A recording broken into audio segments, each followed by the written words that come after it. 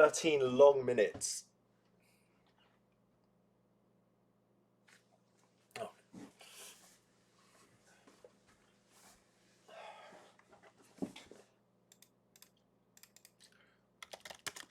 Got to put on a bit of Toto Africa for the build-up.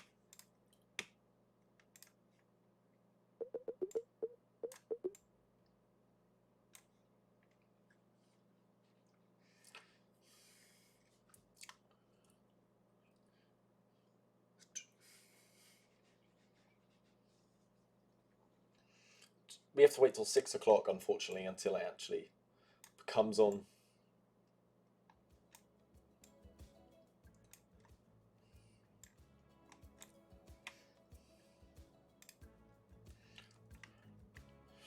Oh, hey guys.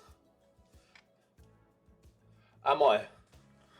I didn't mean to go live. It's just this is the build-up, isn't it? What I'm hoping for, though, is it does actually come on at 6 o'clock so I can show it. Otherwise, this is going to be an awkward moment. Yeah, grabbing a coffee's not a bad idea, actually. Pavlov in Arizona already. It's the Fupa angle.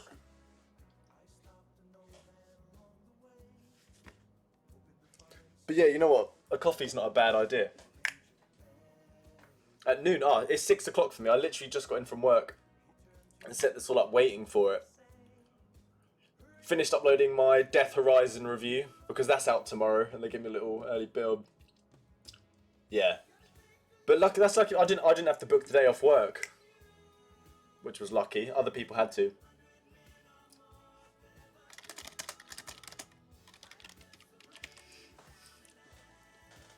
This is going to be the OC6 anthem, I think.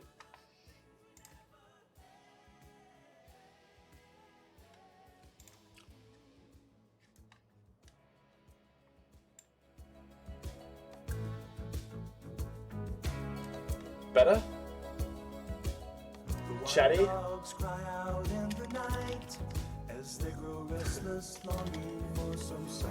So, set the mood.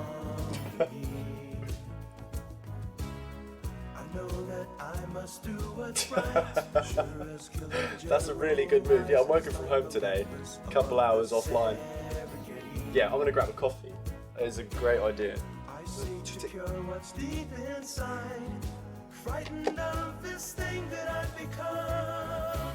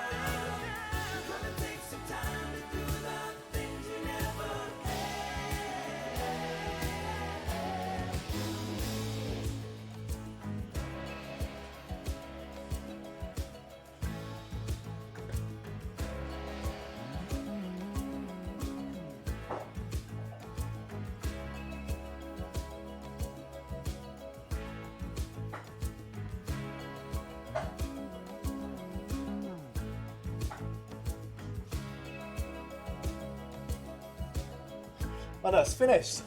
So, oh, but like, I don't want a copyright strike. Nah. Finger tracking, it's got to be a must, hasn't it? It has to be. It's got to be coming down the line. So that's a pretty good shout.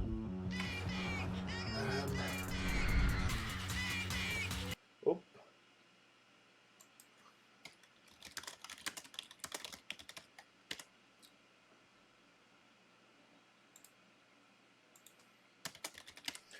Cut the music.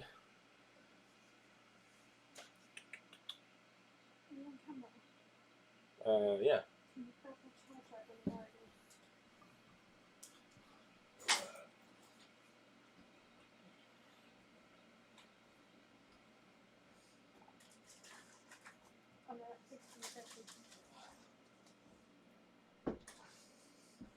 What? We need something, don't we? While we wait. 7 minutes. Searching for music for your next video?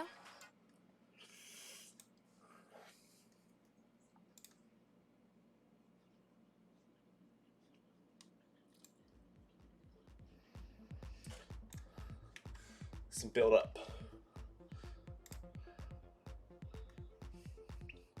PCVR support for the Quest would make me rather happy.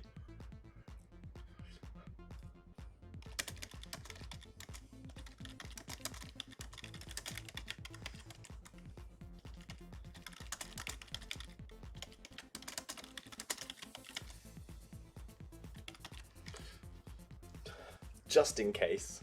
Just in case.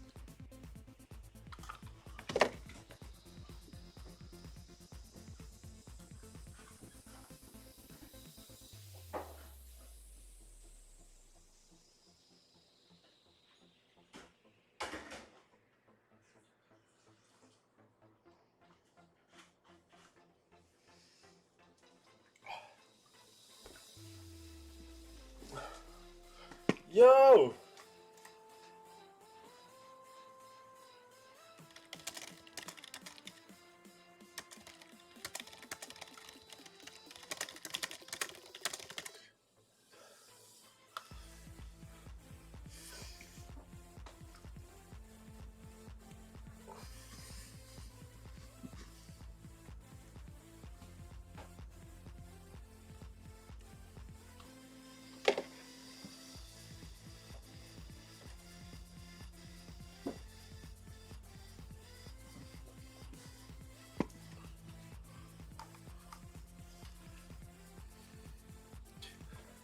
Yeah, there's got to be AR, because that was like the title of the event, right?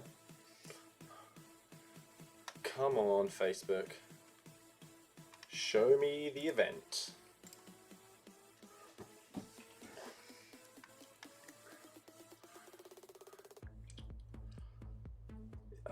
It'd be nice if like 5 minutes before we can prepare and they can just have it ready, couldn't they?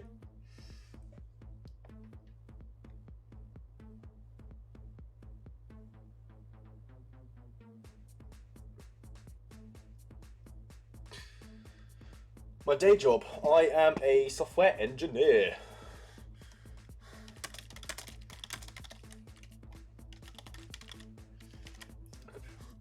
For Chase. So, a pretty fun job. Well, kind of fun. I love it. I love it.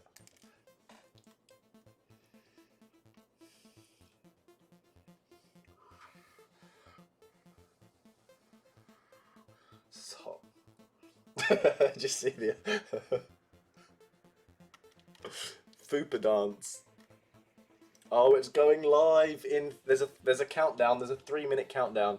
As soon as that's on, I'll flick this over. You'll see the screen.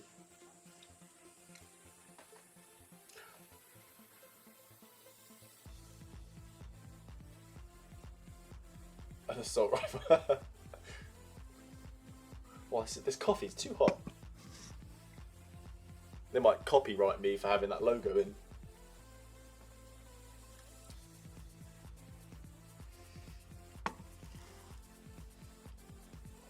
Yeah, I'd like a bit of that. Can't take the AR to school though.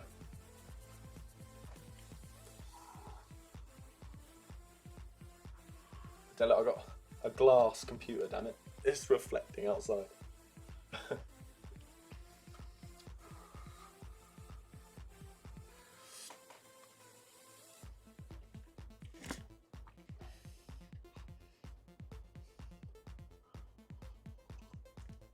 Oh, so hot. Hey, my friend. How would you say that? Jep-a-da-bep-bep, jep-a-da-bep, pop, jep-a-da-bep. We can expect augmented reality. I'm hoping for Quest tethered support. Oh, oh, your type is up. I don't spell that correctly though. Definitely the finger tracking on the touch controllers. I think AR hardware separate from the Quest and stuff. I don't see integration comes after, right? You have to nail it first. I don't think we're going to get new VR headsets, not after just releasing the Quest. We'll probably AR. At the same time, Division, that's nice. You legend. At the same time, you're watching us both. Right, it's on 40 seconds. So very shortly.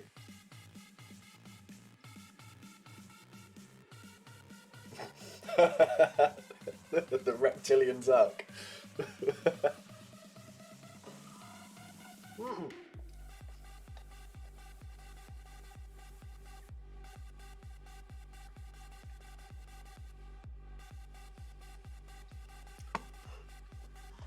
I'd be sad about hearing about a new Rift.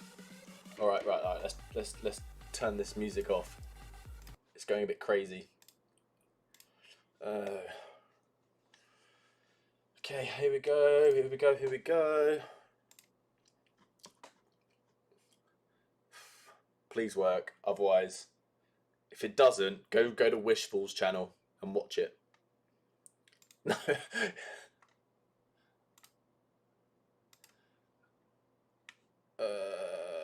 How do I make that big? How do you make that?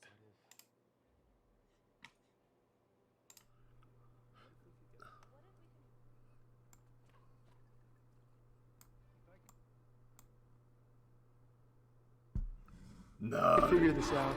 Just a little more realistic. Yeah, okay, I see. This doesn't work. Can you hear that? What if we try to optimize the assets first? If we combine VR and immersive theater, we could. What if I time slice the cry both if I lost simulation? If we could just shave 1 millisecond. If I could visualize the What if we character. could get the details so crisp?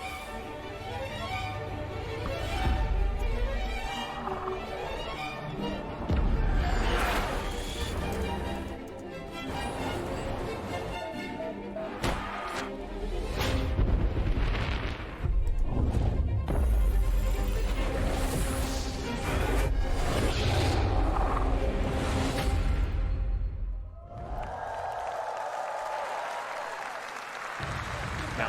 Alright. Let me just move myself so you can actually what's happening. Hey everyone! Welcome to OC6. We have a lot of awesome stuff to go through and show you all today. But first, I wanted to start off by, I've been saying for a while that we think that augmented and virtual reality are going to be the next major computing platform. And I just wanted to start off by talking for a little bit about why. Back even before I started Facebook, when I was still in college, I was studying psychology and computer science, right? Because for a lot of us here, it's not just about building technology. It's about building technology that works the way that we do. And the first thing that you learn in Psychology 101 is you go through the anatomy of the brain, and you start learning just how much our brains have evolved and how most of them is really about connecting and communicating with other people. And so we have the language centers that almost no other animal has. You have the visual cortex, where we're especially dialed in to understanding people's emotions, right? If you're talking to someone and they move their eyebrow a millimeter or their cheek a little bit, you're going to notice because that means a completely different thing, whereas if something moves over there, you're probably not even going to pay attention. We have our mirror neurons that when we're interacting with another person, we understand what's going on in them and inside of us. So we experience the world through this feeling of presence and the interactions that we get with other people, which is why Facebook's technology vision has always been about putting people at the center of your computing experience. And we've mostly done that so far through building apps. And I don't think it's an accident that a lot of the top used and biggest apps that are out there are social experiences that put people at the center of the experience, because that's how we process things.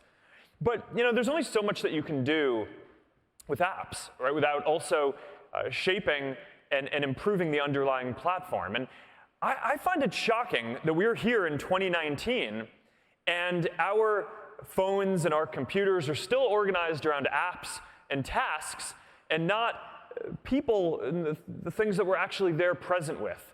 So, I feel like we can help all of us together deliver a unique contribution to this field by helping to ensure that the next platform changes this.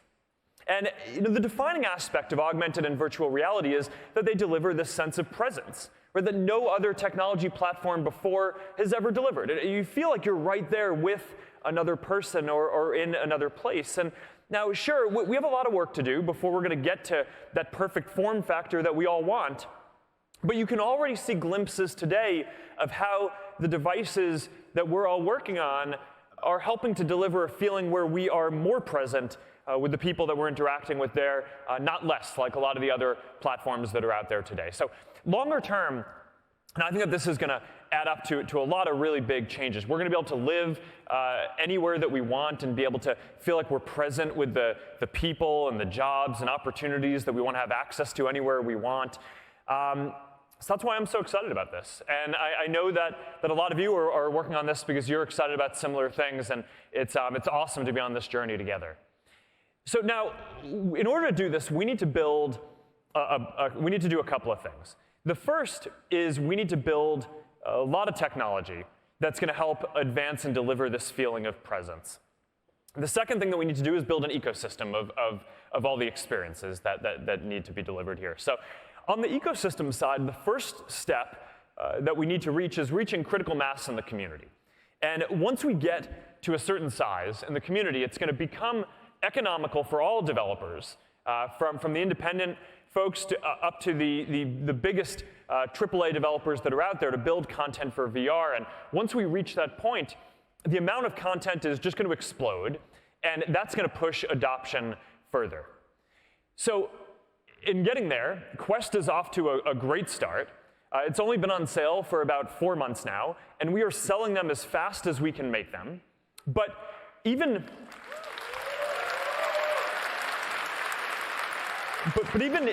more importantly, though, is that retention is good. Right? So people are using it week after week after week, which is a great signal for how the content ecosystem is getting stronger, and VR is becoming something that more people are stepping in and out of on a day-to-day basis, rather than this kind of one-off special experience that you need all this different equipment for and you need to dedicate a whole room in your house to. So these are all really good signs. And to get to critical mass, we're focused on building forward compatibility into all the new devices that we build, so that all the content that you're all making just works across everything now and going forward. So the goal is that if you develop something for Quest today, then our goal is to make it work on all future Quests as well. And that means that when you buy a Quest, that you're not just buying something that's going to be locked in time, that as all the new content is built for the future, it's going to get better. And also, as we deliver major software updates, the platform is also just going to dramatically improve. And that's going to be a big theme of what we want to talk about today. But of course, the biggest part of this depends on all the awesome stuff that you're building. So we need to build an ecosystem that supports all of you, which is why I am proud to share the news that as of today, people have bought more than $100 million of content in the Oculus store.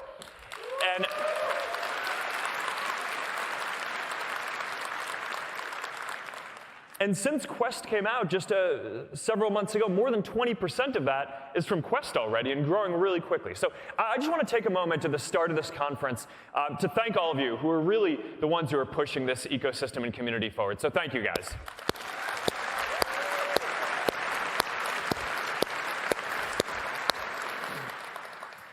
All right, so the experiences that you're all building for Rift are as good as it gets in VR.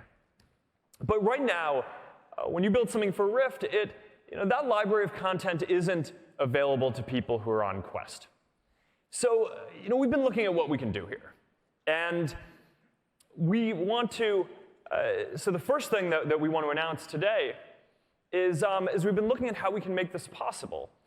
So we've made a major software update, and we have a new product that we're calling Oculus Link that is going to make it so that if you have a gaming PC and a USB-C cable, you're now going to be able to run all the Rift content on your Quest.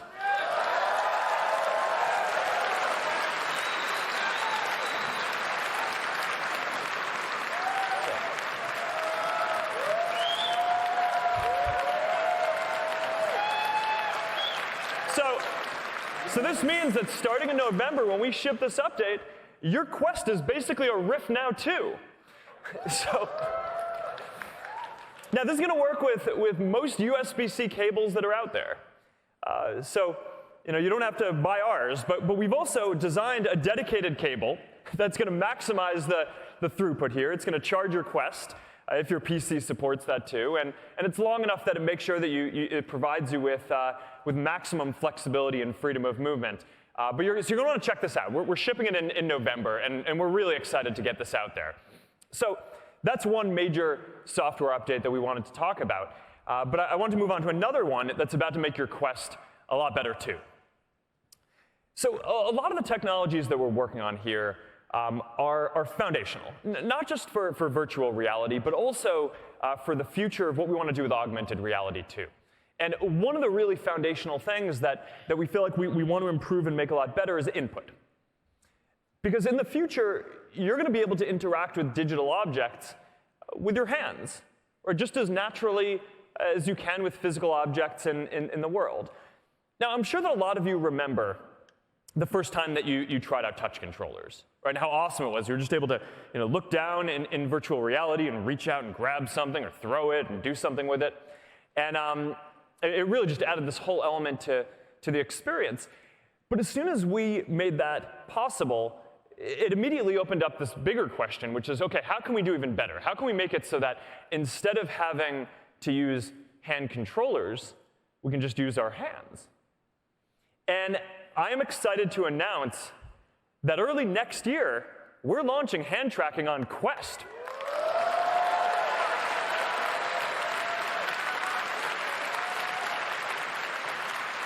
All right, want to see it? Let's check this out.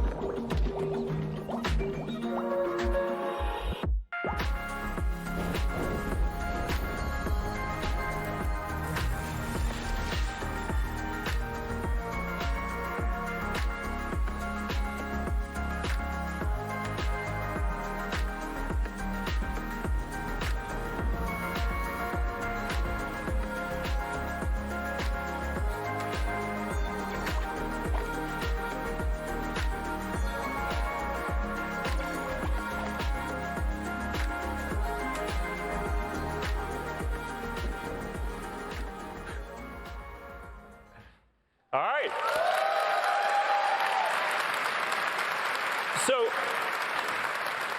So this means no controllers, no buttons, no straps, no external sensors. just full range of motion in your hands. And even if you've spent a lot of time in VR and you've spent a lot of time with touch controllers, I think that the first time that you get a chance to experience this and you just wiggle your fingers and you see that full range of motion in your hands, it takes the experience to a whole new level. And you're going to get a chance to try this out on the demo floor after the keynote today. So I'm really excited to get this into all of your hands. So, this is what I mean when I talk about building a platform that improves over time.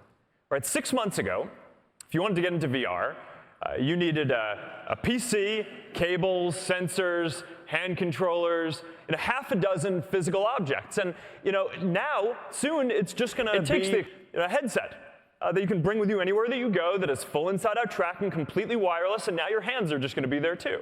So, there's a lot of work that we still need to do to get to where we all want, but I think what you're starting to see is the hardware is getting out of the way. And with each step, we're getting to a more immersive and natural experience. All right, so now I want to talk about the future of input for a minute, though, because hand tracking is great. It doesn't require controllers, but it still requires you to use your hands. And in the future, we want to get to an input where we can just think something and it happens. So what people call a neural interface. And earlier this week, we announced that the Control Labs team will be joining us. And they're the leading team working on neural interfaces. They have a lot of the best researchers, computational neuroscientists, and more. And they're working on a wristband, right? And it picks up electrical impulses that are sent through your nervous system and turns them into digital signals that you can use as input in virtual and augmented reality. And it's completely non-invasive, right? There's no surgery, no implants. You don't have to get holes drilled in your head. It's just a wristband. And so it gives you the sensation of being able to interact with digital objects just by thinking. And this is clearly early, right? It's gonna be a number of years before this gets into any of the products that we're shipping, but it works. And they have a dev kit that they're shipping already now. And now that the Control Labs team is going to be joining our Facebook Reality Labs team that works on augmented and virtual reality, we're going to invest and make sure that this is a foundational part of the input for the next computing platform. And I'm really excited about this one, so I just wanted to talk about it for a few minutes today. All right, so the last thing that I want to talk about up front today is delivering a social experience in VR.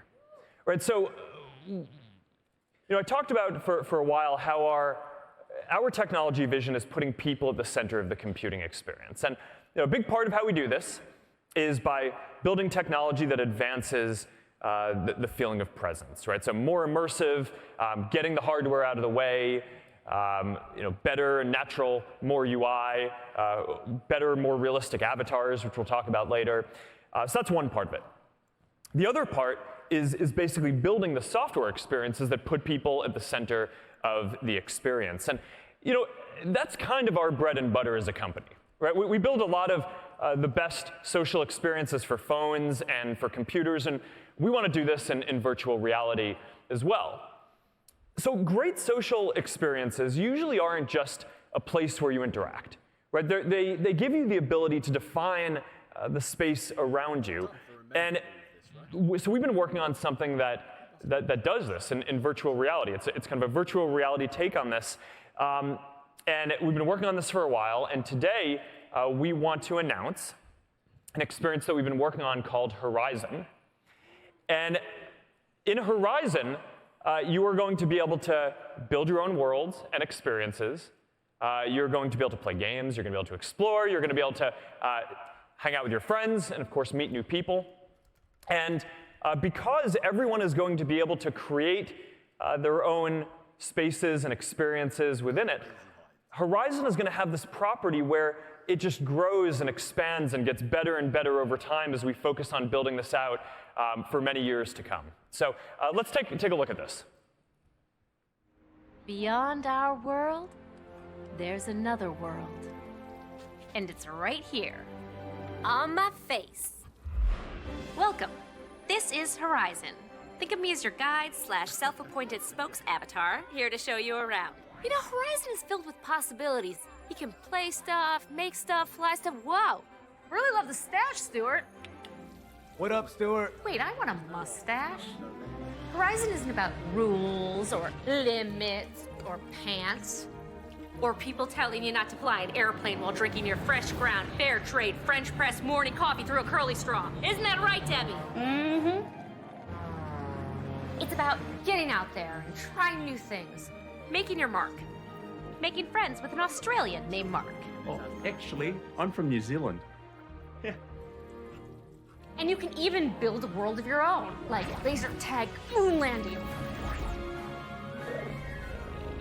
Or this islandy place with these cutie patooties.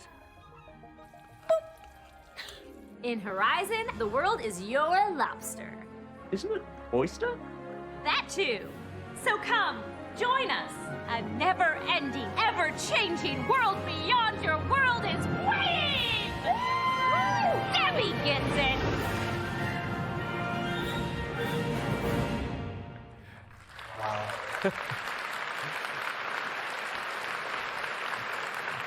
All right, so we've built Horizon to be a welcoming and inclusive community from day one. A lot of the social tools that power it are the same ones that we built over the years to power Facebook and Instagram as well. There's a whole range of expressive and diverse avatars to get us started. And the best part is that the creator experience is built right into VR. So you don't need to be able to code in order to create something, although that can certainly help in building some of the more advanced things. You don't need to take off your headset in order to make something. You can make some really neat stuff in just a couple of hours if you want, and then invite your friends in and have experiences and hang out with them right there. So this is early, but this is another step towards building the kind of social infrastructure that we believe is going to be important in the future. So you should be able to hang out with your friends, join groups, create events, share ideas in VR, just like you can online. And of course, now you're going to be able to do it with that added feeling of presence, like you're right there with the people who you're talking about, that no other technology platform that has existed before delivers. So we are launching this next year. We're putting the finishing touches on it now, and I'm looking forward to seeing what you all do with it. So that's.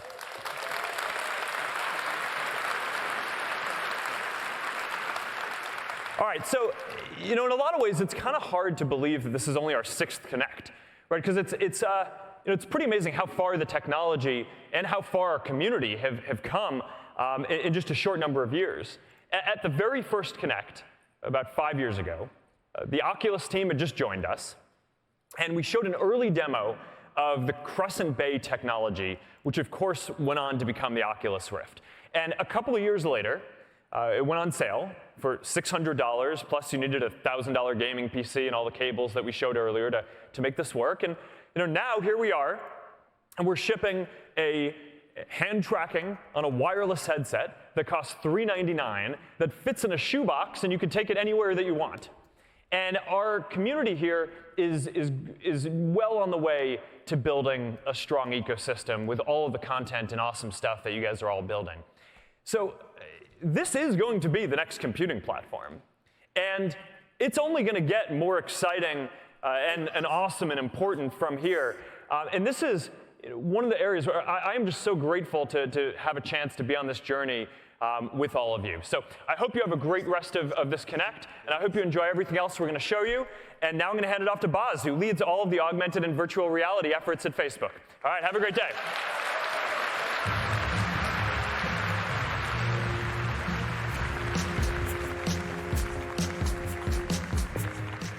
Now, we know what makes virtual reality powerful. It lets you suspend physics. There are things you can do in the headset that you can accomplish no other way.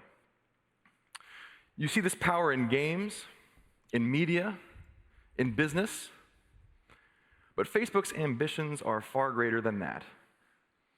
We are building a future that allows you to defy distance. Because we know that physical distance can translate into emotional distance.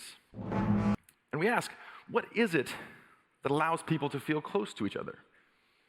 3 social psychologists took on that question and produced the Relationship Closeness Inventory, which suggests that there are 3 dimensions to closeness. First is the frequency of your interactions, just how often you interact with somebody. Then there's the diversity of your interactions, how many different types of things you do together. And then finally, there's the strength of your interactions, which is how much does someone influence your decisions. Every single one of these dimensions is easier if you're physically near someone. But we have demands on our lives that sometimes separate us from a few miles, and sometimes they separate us by continents. And VR could be the tool that erases those miles. Let's start with frequency. It's pretty straightforward. If you're not physically near someone, it is harder to connect with them very often. And it's easy to see how VR could help. You could both teleport to the same place as often as you like, no matter where you are in the physical world. And the same things that prevent you from being physically together also limit the range of activities you can engage in together. Phone calls and text messaging are great, but there's not a lot of variety in interaction there. There wasn't much about the Rift S in that. Meanwhile, in virtual reality, you can have a much greater diversity of experiences than you could have even if you were physically together.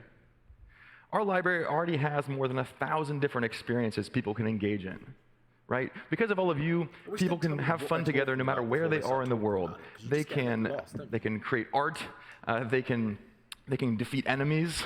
You know, my personal favorite, they can dance. World's smallest dance, just there, you saw it. No one laughed.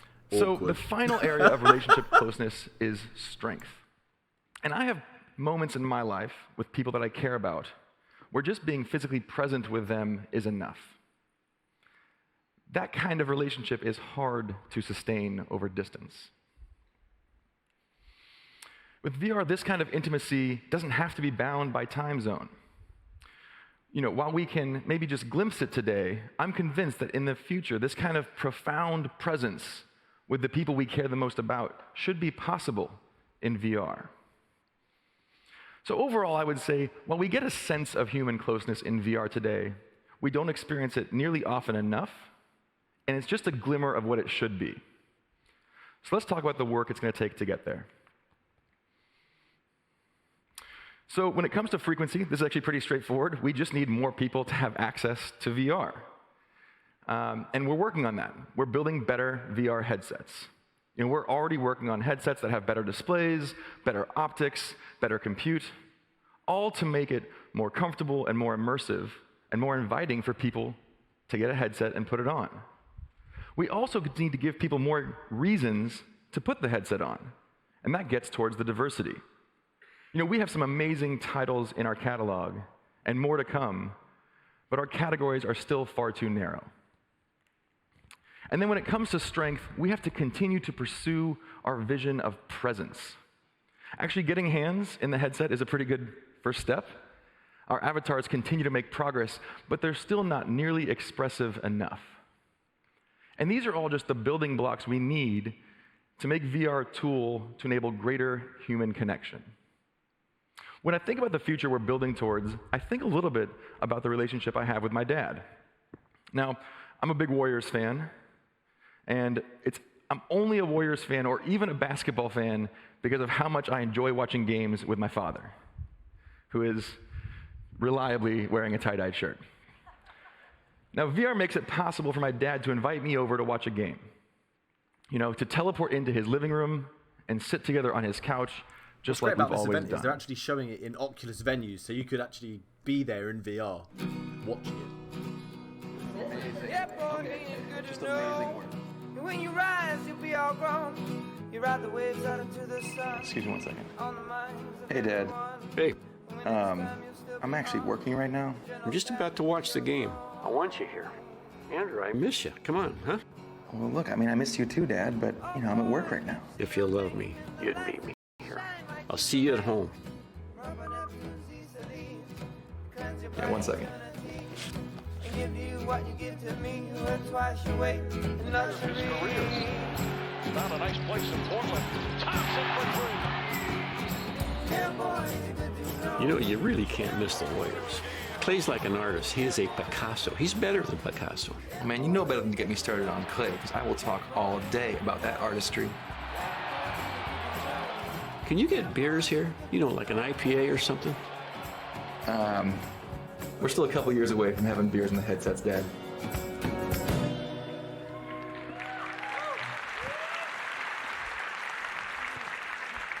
Now, it isn't the same as being there, but I tell you, that might be the next best thing. That is a really accurate representation of what it's like to watch a game with my dad, except there'd be a lot more complaints about traveling. So I want all of us to be able to have that experience in VR, things that we care about with the people that we care about. And this is one of the demos that you'll be able to try out later on the show floor, being in a space that's been reconstructed with someone else. So we know that VR has the power to bring us closer together. It is and will remain the most powerful way for us to connect across distance. But here's the thing. Even VR has its limits. There are scenarios where people will struggle to connect in VR. Yeah, watching in Look VR at all must of be us. hard. We're here in the same room. Data having to be streamed, If we all had VR headsets on, that could be a little antisocial. Or consider the scenario with my dad. But let's add one little twist. Let's say my friend has joined me and wants to watch the Warriors game with us. But he's physically sitting right next to me. Well, it's true, he could put a headset on and join us in VR, but then we're sacrificing the richness of actually being together, and that doesn't feel great. So we ask ourselves, what can a technology like augmented reality do to help us feel closer? Today, our interactions with our phones split our attention. We cannot look at our phones without looking away from the world around us. But augmented reality could make it possible to connect with the people who are near us and far from us at the same time.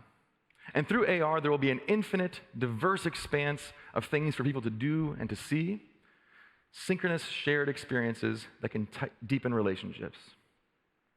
AR will also let you connect with people no matter where they are, even if you're walking down the street, something that's very, very hard to do in virtual reality. To get to this future,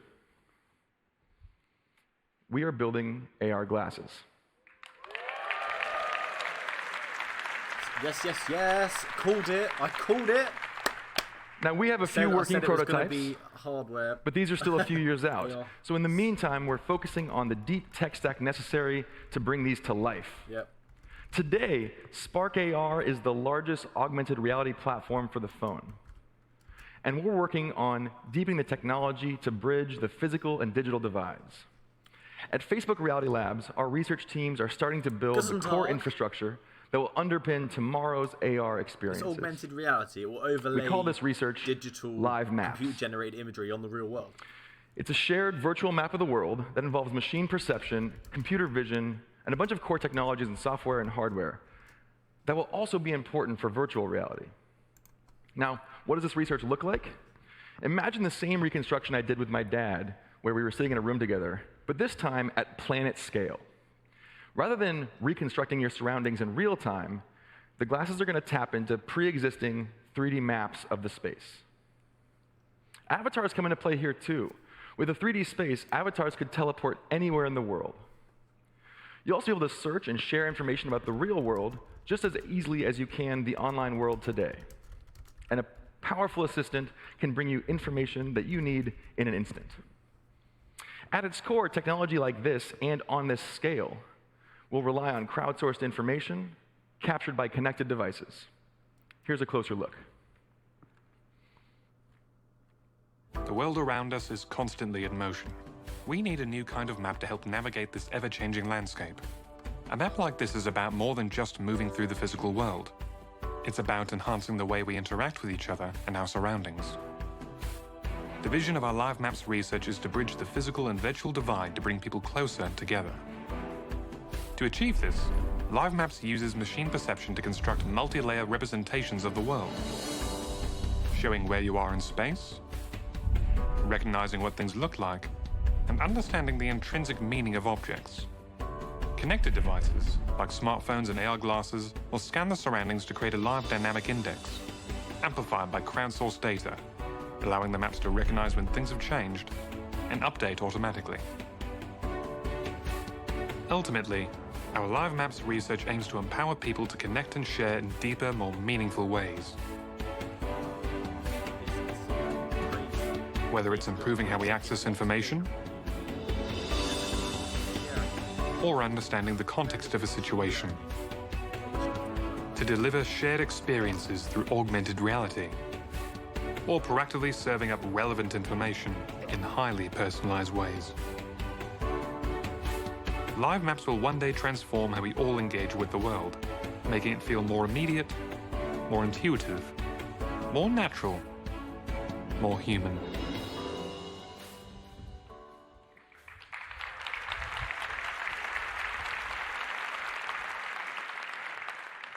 With Live Maps research, we're exploring today how the world will be experienced tomorrow.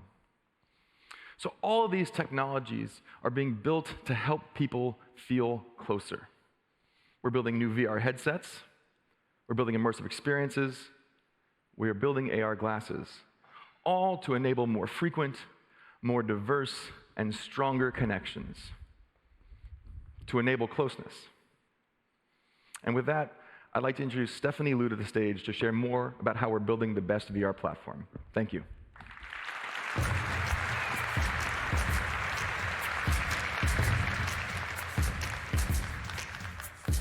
I can't wait to see what the future of AR and VR holds.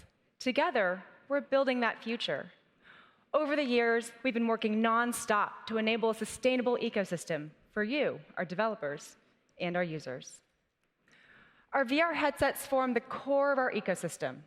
Go is great for entertainment, while Rift S continues to unlock the most rich, immersive experiences. And Quest? What can I say? Quest is changing the game. You simply can't beat this combination of content, form factor, and price. We want to double down and unlock the hardware's true potential through our software innovations. So today, I'll share some updates that we've made to our core experiences, along with improvements to our software, to our development features and tools. And finally, I'll talk about how we're pushing the bounds of what's possible in VR. Let's take a look. Since Quest launched, we've already incorporated many top user requests through our monthly updates, including more Guardian settings, casting support for Beat Saber, and the ability to launch apps straight from your phone so you can help guide a friend while they check out your Quest. And that's just to name a few. We're not stopping there. We've got a ton of new stuff in the works, including one that's been one of your favorites on Rift S. I'm excited to share that an upgraded version of Pass-Through, Pass-Through Plus, will be available for Quest users starting next week. Yeah, from next week. This is great. That's epic. Pass-Through Plus gives you a comfortable, stereo-correct view of your surroundings while you're wearing the headset. And it's useful for any time you step outside your play space. To make this possible on Quest, we've applied techniques from high-performance image processing and advanced 3D computation, resulting in a similar visual quality to what you'll see on Rift S. And what's even better, with Pass-Through On Demand shipping later this year, you can pull up Pass-Through Plus at any time. So the next time you hear your friend trying to steal your pizza off the kitchen counter, turn on Pass-Through Plus to catch them in the act. Good. So you don't have to then get walk back out to of your slicing field. pineapples in so Fruit good. Ninja. Yes, yes, yes. Amazing update. Time and again, we've heard the community ask for this next feature. Oculus Go has been an entry point to VR for many people who then upgraded to Quest. We've heard from these VR fans and developers alike that there are tons of amazing Go apps that you'd love to experience on Quest. I'm pleased to announce that we're bringing a bunch of really, really popular Oculus Go apps to Quest. The button and there's press. more. We're also offering free upgrades. So owners of paid Go apps can get the Quest version if it already exists. If you own, say, Thumper on Go but never got around to buying it on Quest, between now and the end of the year, we'll upgrade you for free.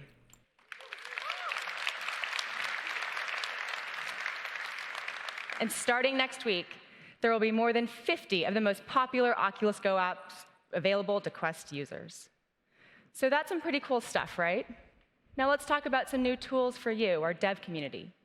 We want to make it easier for you to develop amazing experiences, promote them for people to discover, and Ooh, the connect interesting to stuff, more the dev customers. community. You've shown that it's possible to build high-quality, performant VR apps in a mobile chipset, and we are committed to making it easier by giving you more tools to profile and debug. We've contributed to RenderDoc, the open-source frame debugger, so that it supports all of our extensions and uses less RAM. This means it will run more smoothly on Quest. We're also improving RenderDoc to report out more performance data. And later this year, we'll be enhancing our OVR metrics tool so you can see more metrics right in the headset while your application is running. Or you can view on a computer and save the information for later. We've also added support for Vulkan multi-view and fixed foveated rendering in our platform and in Unreal Engine. That's a bloody good This idea, can Lars. boost performance significantly. I wouldn't risk it. And later this year, we'll expand our Vulkan support to include on Quest to include Unity and Vulkan validation layers for easier debugging. And speaking of Unity, you may have seen that we've recently enabled Unity's GPU profiler on Quest and Go. We're also working with Qualcomm to develop a low-level GPU profiling API. This will give you more detailed information to increase accuracy in pinpointing and resolving performance issues. Now, with all of this, our goal is to make it easier and faster for you to create the next generation of VR experiences. I love that. And once you've built an app, we want to help you more effectively reach your audience and understand how your app is performing.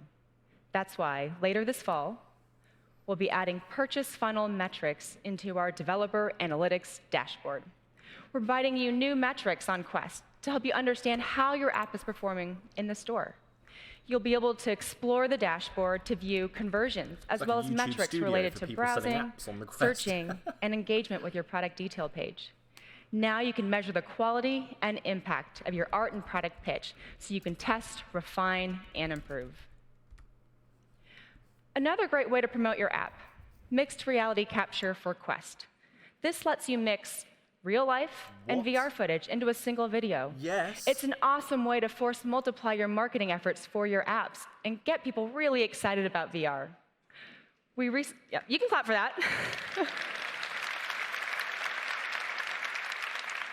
We recently shipped the ability for you, our developers, to create these mixed reality videos. But why developers? Why it's can't already we do it? supported in Why our Unity can't and we Unreal do it? integrations. And later this fall, we'll be adding native support, along with a tool to make it just as easy for content creators to be producing these mixed reality videos. Pretty cool, right? Yeah.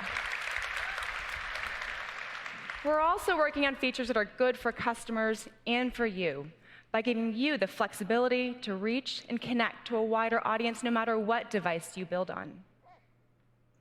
You heard Mark talk about how we'll open up the ability to play Rift apps on Quest later this year. Oculus Link. This is especially great for Rift developers who've been with us since the very beginning. Your reach extends when more people can access the content that you've created. It means you can build high-end PC experiences and also take advantage of the biggest possible market. Quest owners who have a gaming PC will have access to the deep library of stellar Rift content. They'll have the best of both worlds. The best games from Rift when connected to a PC, and the portability of a Quest. Oh, it's and now, so good. PC But why are they gamers who are making their deciding latest between hardware Rift kinda or obsolete? Quest Why would have anyone buy a even Rift more S? options. Why would anybody buy a Rift Remote S? rendering is fantastic for development, too. You can iterate more quickly by running on a PC while streaming the output to your Quest. Simply hit the play button for the Unity or Unreal Oculus plugin, and you'll be able to preview right on the device. No need to compile and transfer a new APK first. This is, yeah, I know. Why? I'm excited about it. Why this? Why? A waste of money. It's development at PC speed for a mobile device. And beyond what we're shipping today, we're also imagining, innovating, and building things for the future. Things like hand tracking, which will revolutionize input for VR. This is going to be a game changer. It will unlock new and intuitive interactions in your apps like never before. And we've all seen how truly magical it is when the hardware melts away and you can interact naturally in VR. We've pushed on engineering boundaries to unlock this capability that was on Quest that was previously thought to be impossible, and we're doing it just a few short months after Quest launched. let's take a look at the computer vision magic that makes this all possible. Our hand tracking team has developed state-of-the-art methods of applying deep learning to understand the location and pose of your hands using just the onboard Quest cameras. No need for additional cameras, active depth sensors, or extra processors. I guess this hand tracking Instead, is we use model-based tracking and deep neural networks to accurately infer where your hands are and what they're doing, including exactly what your fingers are doing. And then we reconstruct those poses nearly instantly into VR. We're doing all of this in a mobile processor without compromising CPU or GPU. And we're also using our inclusive AI frameworks to test hand tracking for a wide range of people and environments. Early next year, we'll release a beta for Quest users. And we'll ship an SDK so that you can start unlocking these new interaction mechanics in your apps. Phew. Just as I expected, I did say it's going to be a developer enablement, isn't it? We're not just going to get it with any game. With incredible software innovations like hand tracking and an ever-growing ecosystem of people hungry for more VR experiences, we are just getting started, and we're so excited that you're with us. I can't wait to see what we'll build together. Now, to talk about how we're building our platform to be social at the core, here's Megan Fitzgerald.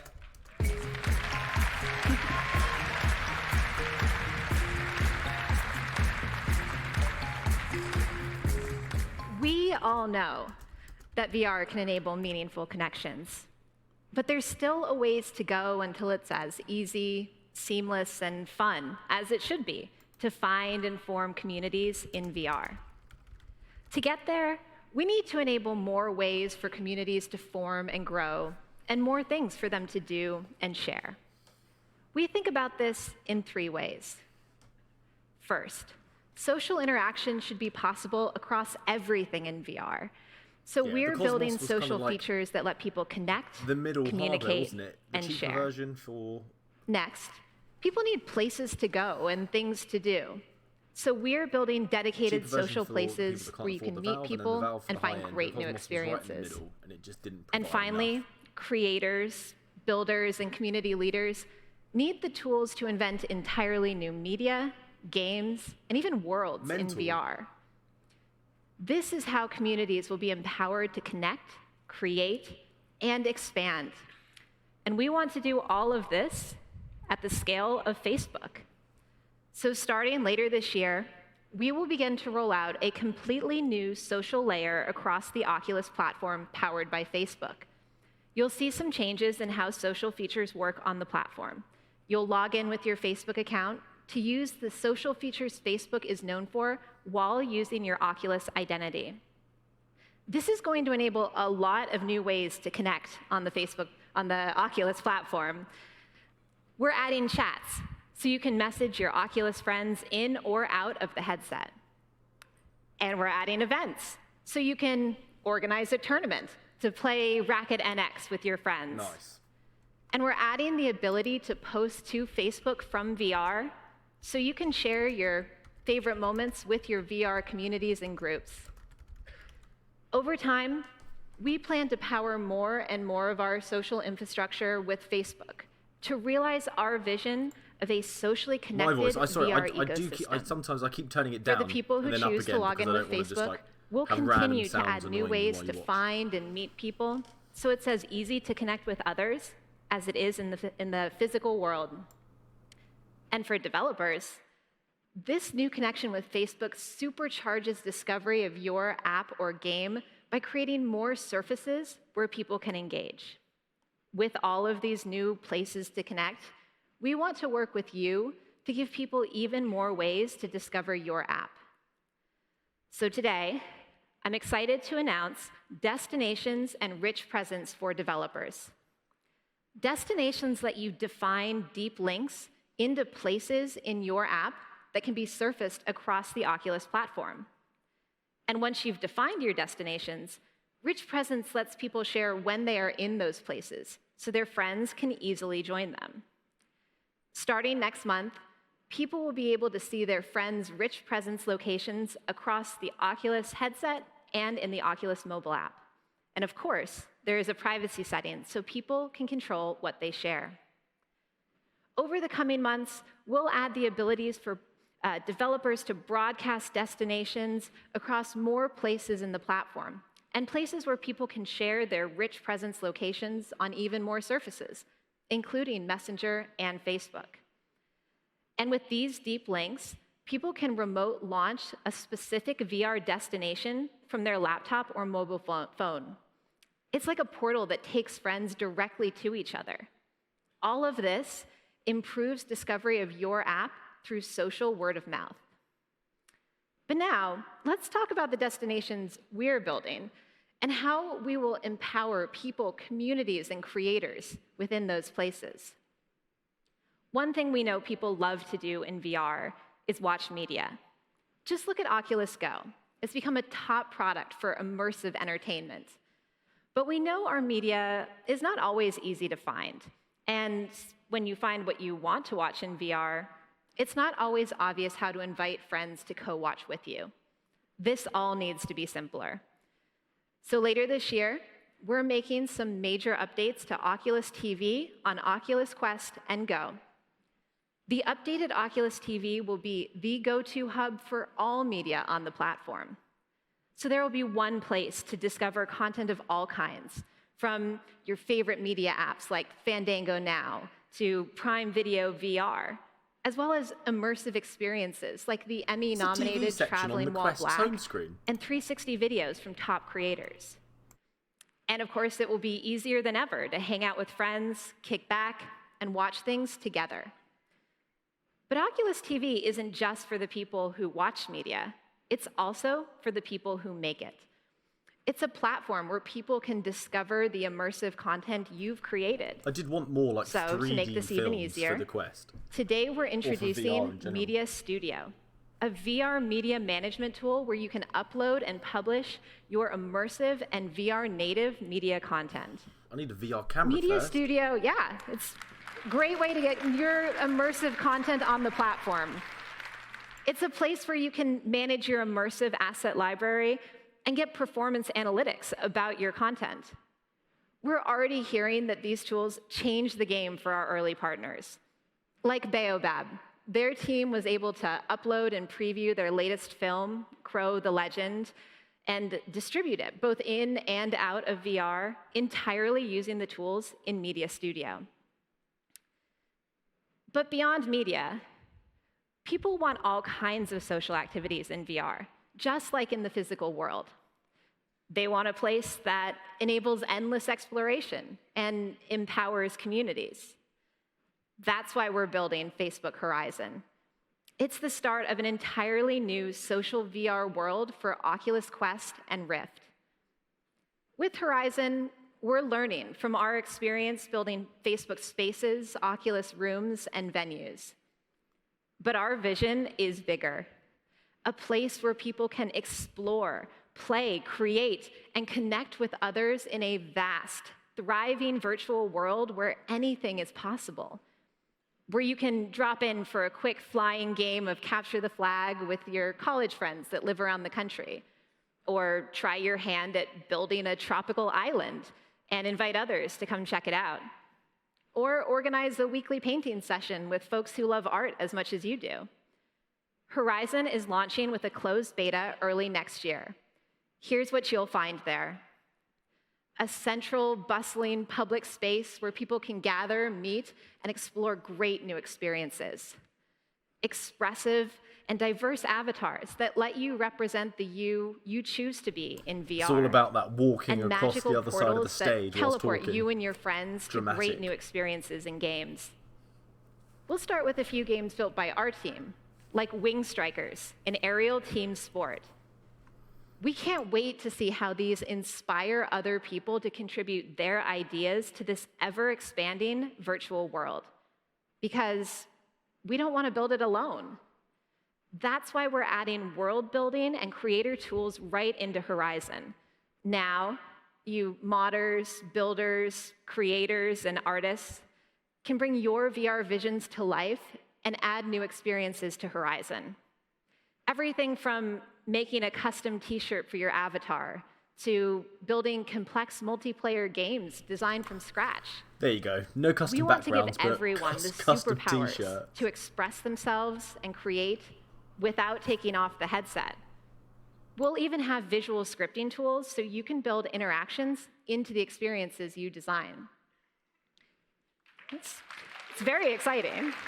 This is actually pretty cool. If And you've got the time to create When yourself it's a this little easy world to share be people. creative and express yourself and add new experiences, in Horizon, there is always something new to explore. And of course, since Horizon is designed for communities to thrive, we want it to be welcoming to everyone. We're focused on promoting safe and positive interactions with social tools like groups and events where you can find people who share your interests, in-product guides to help newcomers learn about the world, plus built-in reporting, blocking, and moderation tools so you are always in control of your experience. All of this is hard to get right, but it's worth the effort. And over time, Horizon will get even better, with even more to explore and do as communities grow and thrive. Because anyone can help us create this world. We want to build the next generation of virtual communities together with you. Horizon is launching with a closed beta early next year, but everyone here at OC6 will get an invite to join. So, yeah. That's not fair. I want one. You'll get an early look at new experiences, see what we're building, and have a chance to create some experiences of your own. This is the next step on the journey towards VR with people at the center and the worlds that they will build. We'll see you there.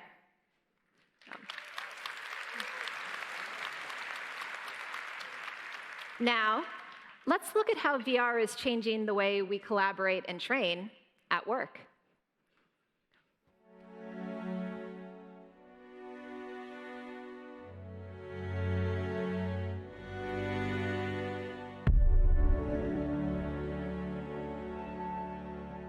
Every day at the corporate office, we make decisions that impact the team members at the hotel.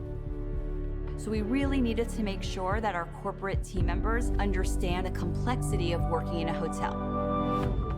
Oculus for Business has really shifted the way we work. We can truly upskill team members faster and really focus on empathy building, which was a game changer for us.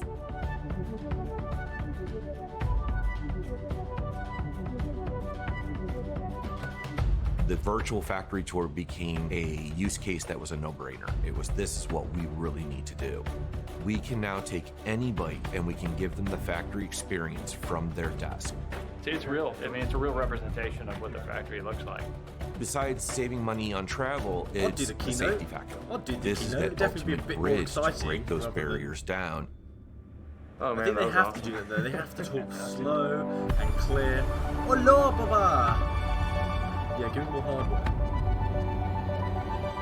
The way we see the potential of Quest is that much lower barrier of If this is entry. anyone's first time to the channel, fact that hello. I showed a I would car really that I appreciate worked it 9 if you hours would on. subscribe That's and something check on a out some time scale that videos. we've never There's done plenty before. there on the Oculus I knew Quest, this was going to be a big deal. and many more to come. This is the time now for virtual reality, to go at scale, to go large. Quest opened the floodgates. It's just phenomenal. Quest is like a superpower. The Quest is a superpower. This is the moment for VR. And Quest, I It's truly think has definitely made an that happen. accelerator in the VR world. Oculus Business? What? What?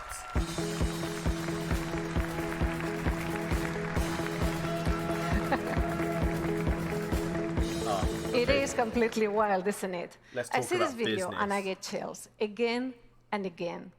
From the first day I started working here, all I could think of is how we could harness this technology for work. And not just my work. Oh, I appreciate that. Thank you, my everybody's friend. work. As a technologist, it was tempting to approach be it something with there an you like. ROI calculator. Sure. How much money is saved at the Thanks. manufacturing plant, at the store, at the office. But looking at how companies You've use gotta get VR one, Bobo. today, what I found is that the impact of VR goes beyond Yeah, the hand what can tracking's be gonna be easily limited, isn't measured. it? With VR, employees build Doctor Who, empathy for each other and their customers.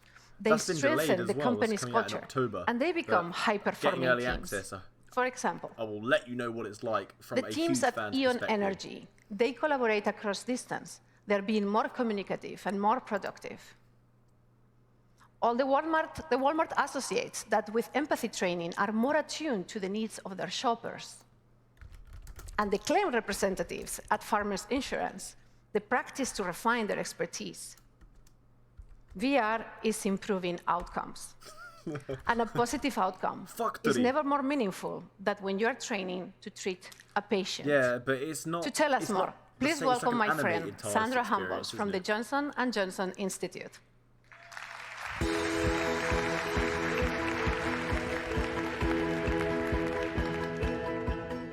Johnson & Johnson. Have you ever wondered Do you know how their HQ surgeons is learn literally to become where surgeons? I'm from in Surrey. It's down It may the come road as a where I used to surprise live. to you that the surgical training model hasn't really changed in 100 years.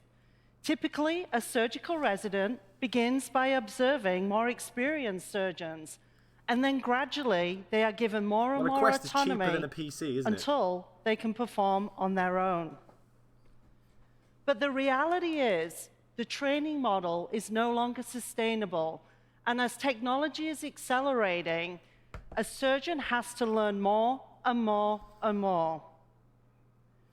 So with a head for health, a heart for teaching, and a passion for our patients, the Johnson & Johnson Institute is ushering in a new era of modern surgical training.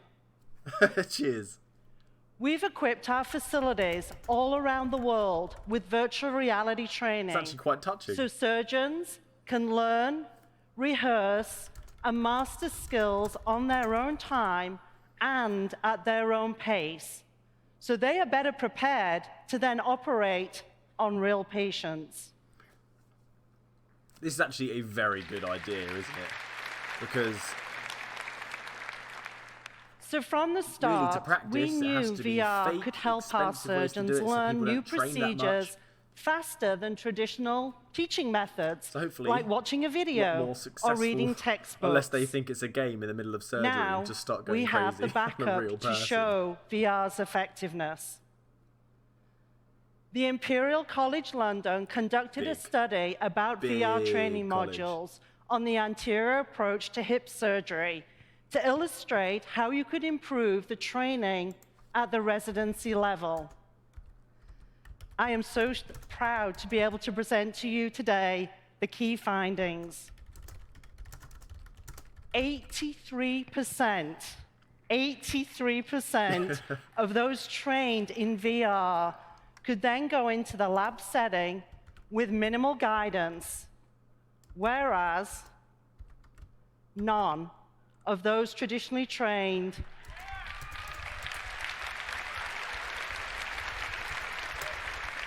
That's some crazy statistics, isn't it? Truly, VR is making a difference. They went in and they were able to experience. Now look here. Wow. The higher up on this graph, the better the performance. Again, you'll see those trained in VR completely the NHS is going to have a few changes, the non-trained surgeons in the study. This independent validation of our work is propelling us to now go even further. This is what's so great. What we would have thought was nearly impossible just a short while ago is now within our reach, thanks to Oculus. Virtual reality is more than just about gaming, and that's showing that. With the portability of Quest this industry and the will support of our succeed. development Even though it's been partner, slow, OSA it VR, will. It's the next Johnson & progression Johnson in technology. Institute will be scaling access to our VR creators. training platform quicker than ever before. We want to make VR available to every surgeon in every hospital around the world, focused on training the procedures and ensuring our products are used safely in a way that's more time efficient, cost effective, and measurable. So from the surgeon to the nurse to the scrub technician, you can't really get a very we good will computer use for VR 500, to provide anytime, anywhere training. I wouldn't.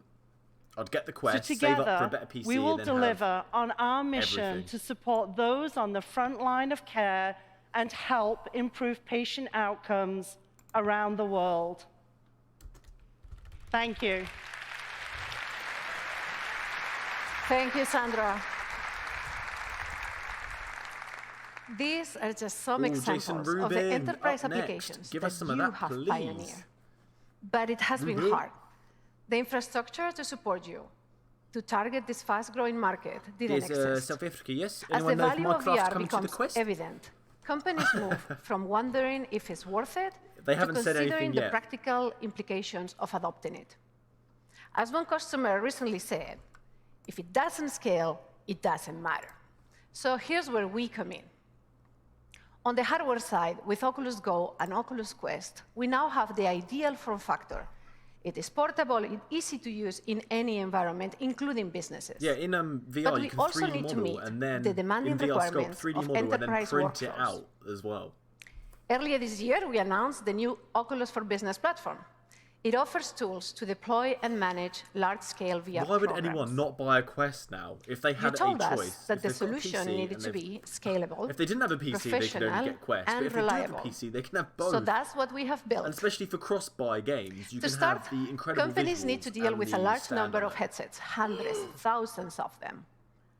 Our device setup app allows you to provision many devices at the same time, fast and easy. From there, the device manager is the control center where you can remotely manage all the headsets and applications.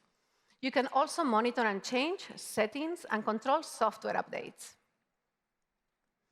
For many people, work will be the first place where they experience VR, and we want to make it as easy and productive as possible. Very soon, as you have heard, we will have hand tracking, a very intuitive way for people to navigate in VR. No need to teach people how to use controllers. We have also designed a new look and feel in the headset. You will get a sleek new app launcher with a simplified menu where only the applications that are approved by the company will be visible. And the headsets can also launch directly into a predefined application. Can we skip this?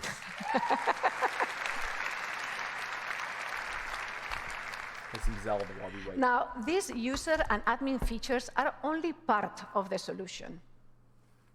Your customers need to know that the data is secure, the interactions are private, and the service is dependable. Facebook has already made headway in the enterprise with Workplace, our collaboration solution. With more than 2 million paid business users, they serve some of the strictest industries like healthcare and banking. The data belongs to the companies and is handled with enterprise-grade security standards. We are building on the same infrastructure with the same principles. Companies also need to know companies also need peace of mind when their business is on the line. So we are providing enterprise-grade customer support. It includes a new help center with a dedicated team to keep operations running. We know that there is a lot more that we can do, so we are not stopping here. We have a full roadmap coming, including an ISV partner program. Yeah, I want Respawn. Because we want you to get from opportunity to pilot to deployment faster. We want you to scale your own business. Oculus for Business is in a closed beta now, and we are launching this November.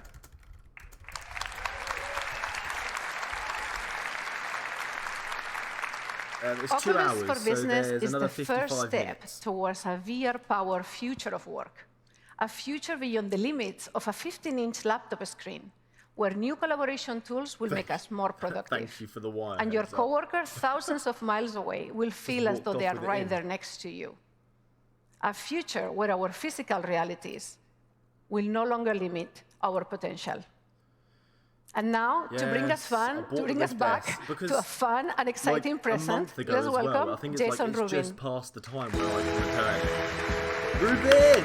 This is the one. This is the guy we want. This is the guy. This has got to be the games. Almost every Connect, I've been up on stage talking about VR's coming moment. That moment where it goes from R&D to fully baked, from promise to reality. Well, I'm never going to step up on this stage and talk about VR in the future again, because VR is happening now. About 4 months ago, we launched Rift S and Quest, and the response has been incredible. Again, consumers are buying them as fast as we can make them. They're returning to VR week after week, and they're buying and experiencing and loving a lot of content. In fact, as Mark said earlier, consumers have spent over $100 million in the Oculus store to date. $100 million. And Quest is accelerating that. We're seeing the first hockey stick bend in VR's adoption curve. So now, if a consumer asks us, hear that? Is this the time? Should I buy into VR? In The VR answer, adoption. without That's exactly hesitation, what we wanted. We want yes. We have an incredible amount of great experiences for you. And we're building more every day. Great news. You have questions about our hardware? Read our reviews. And if a developer asks, is this the time where I should be developing for VR? The answer is also absolutely yes. This is true. We're building the user base you want. I work for a really We have the corporate ecosystem bank. you need. We have an incredible form factor. Even they're going We're going to towards keep pushing VR. the technical limits. And together, the developers in this They're room looking into it and for, like, Facebook conferencing, are building the content of the future. for We're doing this interactions with together. clients. Now, this is usually the time in Connect where I would pivot and I would start talking about the incredible games and experiences that the developer community is going to bring to our platform this year. I love doing that. I love doing that. But, as many of you know, Oculus has a new head of content, and I have a new role. So this year, I have a very short time on stage. He gets to come out here and have all that fun with you. Please welcome Mike Verdu. Thanks, Jason. So yes, VR is now, and the future has arrived, but it is just not very evenly distributed. One of my favorite quotes from William Gibson has never been so true for virtual reality. How many of you remember that? Oh, the development kit. Wow. It's a Rift DK1. The future arrived for many of you when you first put that on. And VR, it's been coming to life around us ever since. And for a while, back then, it seemed like the future would break over the world like a wave and it would carry us with it into the promised land. But that's not how it happened. It's taken years. The future came for people one at a time. Fast forward to 2019. There are millions of people entering VR regularly, and we've seen the first VR-only platinum hit, selling more than 1 million units. What do you think I mean, it that's Beat Saber? awesome. VR titles are now racking up sales numbers that are respectable in any other medium. At last, the future has arrived at enough scale that we can actually make a living there. And that's why we can finally say, VR is now. Say it. VR is now. It is now. This is not happening by magic. The future is arriving because of your creativity, your passion, and your hard work. I've been around the gaming industry long enough to see the birth of multiple platforms, and what made these platforms succeed? Developers and creators like you. So look around at your fellow pioneers who have carried the faith. You've been waiting for the world to catch up with you, and it finally has. Oh, just talk You us about are the not games. early anymore. You're in the right place at the right time. And from all of us here, your partners, we wanted to say thank you. Oh, that's Thank nice. you for sticking with it. True, because this wasn't going well for a long time. It easily could have gave up, and VR got pushed to the side, and the adoption wouldn't be what it is now. Now let's talk about Oculus Quest, because Quest It is bringing the future to a whole lot more people. As you've heard, Yes, and as sorry, you've seen, yes. no PC, no tethers, no external sensors, and a time to fun measured in seconds. Quest is off to an incredible start, all thanks to the experiences created by all of you. Your hard work is paying off. It's paying off in the metrics that matter to your business. For example, the average attach rate for purchased apps on Quest, higher than any of our other platforms. I covered that in a news video recently about in the first month of Quest, more than 80% of Quest buyers purchase content. It's paying off for developers, like the Superhot team, who sold more than 300% more copies for Quest than their Rift launch. And it's paying off for Beat Games, who made that first platinum hit. Their Quest launch has been phenomenal. Their success is letting them land deals with the likes of Imagine Dragons, and they're on track to deliver more original music and major labels alike. I didn't like the Imagine Dragons. Please join me in celebrating their success by giving a warm welcome to Vladimir Rinchar and Jan Ilowski from Beat Games.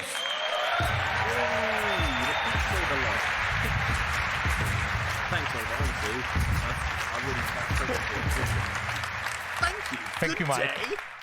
And thank you, Beat Saber community, who made this all possible. We are so grateful. We initially made Beat Saber just in 3 guys, Jaroslav Beck, me, and Vladimir. To our surprise, it became quickly viral hit, played by more than 1 million players all around the world. It shows that a successful VR game can be created even with no budget and no big teams. Virtual reality has so much unexplored potential. It can be a simple and engaging concept, which is inclusive and enables players to feel like superheroes. This May, we are proud to be one of the launch titles for Quest, and a month later, we showcased Beat Saber with 360 degrees levels. And we actually think that this new mode might be the best way how to play the game, and it will be available for everyone this December. Yeah. I know that's a bit far from now, but we actually have something great you will enjoy much sooner. Ladies and gents, this is the moment you've waited for.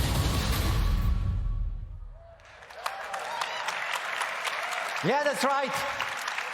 We are announcing the new music pack. It's Panic at the Disco, and it will be out next week. We can't wait for you to try it.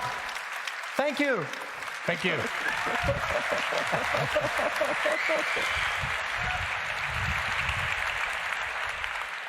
Vlad and Jan have brought so much delight to so many players, as are other developers who are finding success in a variety of ways.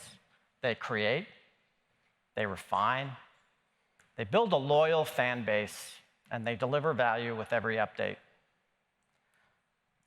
Just look at BitPlanet Games. They've built a franchise in VR. They shipped Ultra Wings across a variety of VR devices over the last few years, added content through updates, and they built a community. Or Vertical Robot. They cut their teeth on the Unreal Engine for Oculus Go. That experience paid off in Red Matter. It's one of the best looking games on Quest. In just 1 week on Quest, they managed to double their lifetime revenue from Rift. And then there's Stress Level 0. They've been shipping VR games since the early days, each title bolder than the last. Their upcoming game, Boneworks, is an impressive display of physics and the use of touch. And we're pleased to announce that a new title in the Boneworks universe is coming to Quest next year.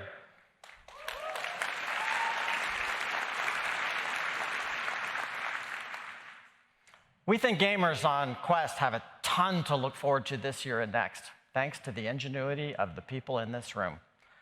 Here's just a peek at some recent and upcoming titles. Yeah. Come Let the games begin.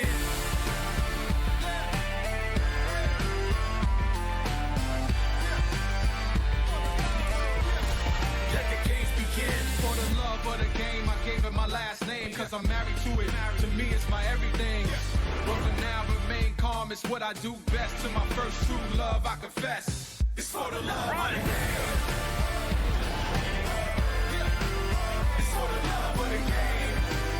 We all live. Let the games begin.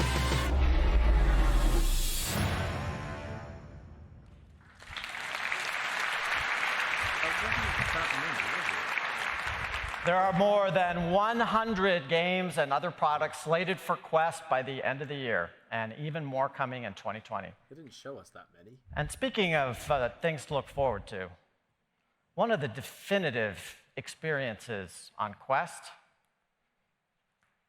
has been ILM X Lab's Vader Immortal.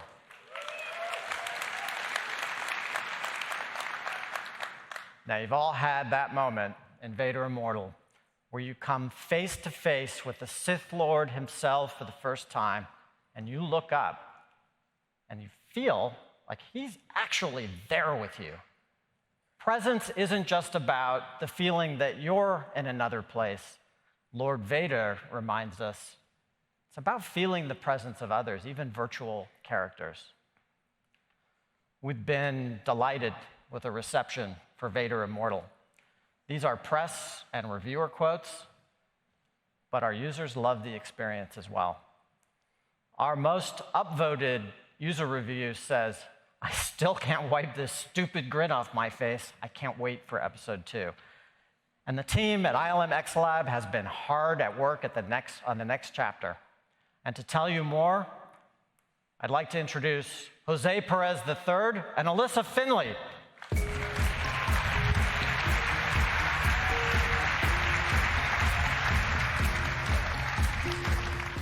We're excited to be here on behalf of ILM X Lab, Lucasfilm's immersive entertainment studio, to talk about Vader Immortal Episode 2.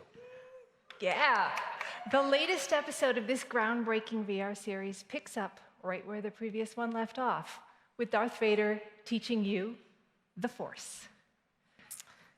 One of virtual reality's greatest strengths is the power of presence. The ability to be transported into different worlds and to connect firsthand with characters you've previously only seen on the screen. To make the transition from storytelling to story living.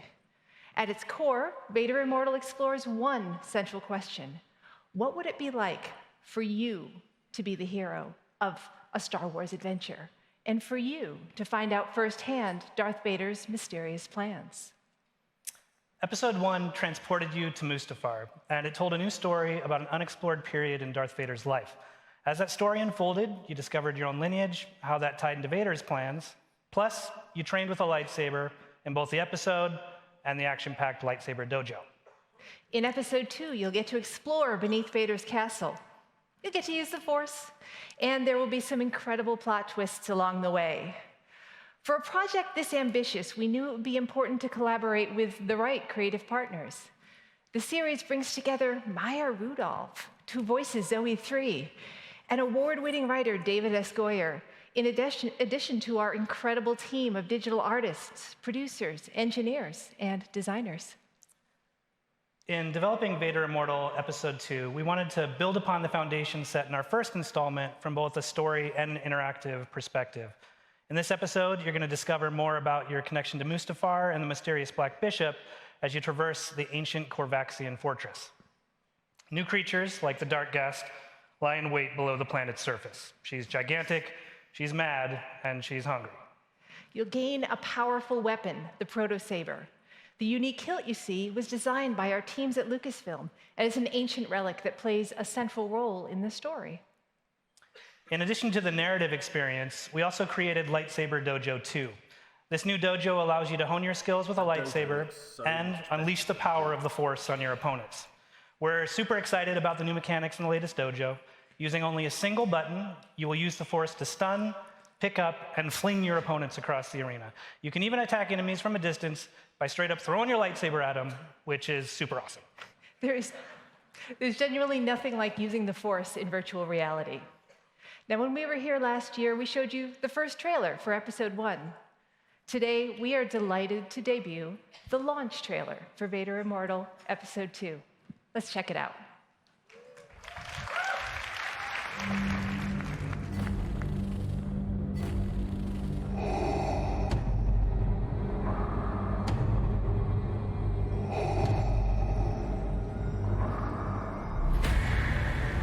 The Force is more powerful than you can possibly imagine.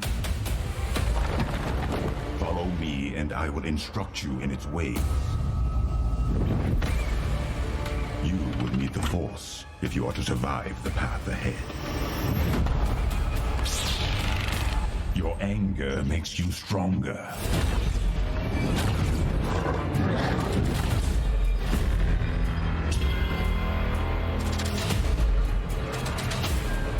Incredible, Captain. How are you doing that? You can unlock the secrets of life and death.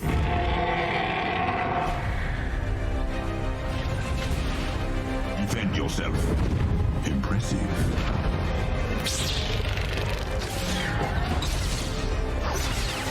Catch me up. I don't understand why you never mentioned that you had the Force.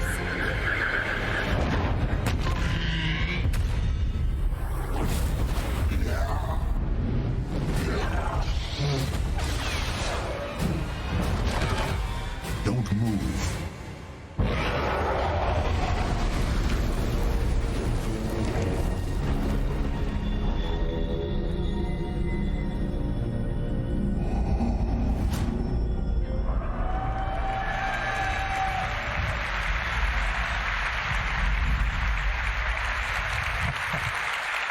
That's right. Vader Immortal Episode 2 is available right now on the Oculus Store for Quest and Rift. So, Quest has had a terrific few months, but PC is still the place for the highest fidelity VR games. The launch of Rift S earlier this year continues that legacy. Rift S combines convenience with the raw power of PC. We launched Rift S to bring more people into VR, and we're excited to see that it's actually working. More than 60% of people activating Rift S are completely new to Oculus. The state of the art for high-fidelity gaming continues to evolve. With the unrivaled power of PC and the Rift platform, gamers can look forward to two of the biggest VR games yet: Asgard's Wrath and Stormland.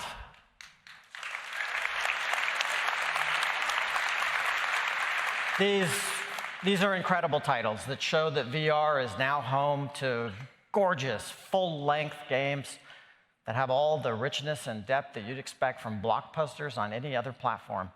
For RPG fans wanting a VR fantasy game to sink their teeth into, Asgard's Wrath offers more than 40 hours of gameplay, and even more if you're a completionist. And Stormland, it offers near endless replayability thanks to its co-op gameplay mechanics and its ever-changing world. We're pleased to announce that Asgard's Wrath and Stormland are launching this fall, and they are available for pre-order right now.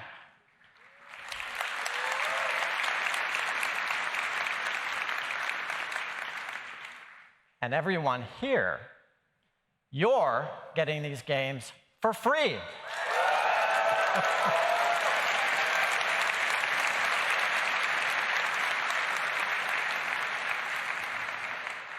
And if you can't wait until launch to play them, they're on the show floor.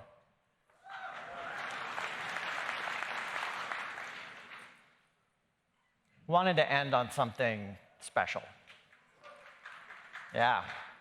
Sometimes an opportunity to work on a remarkable project comes along.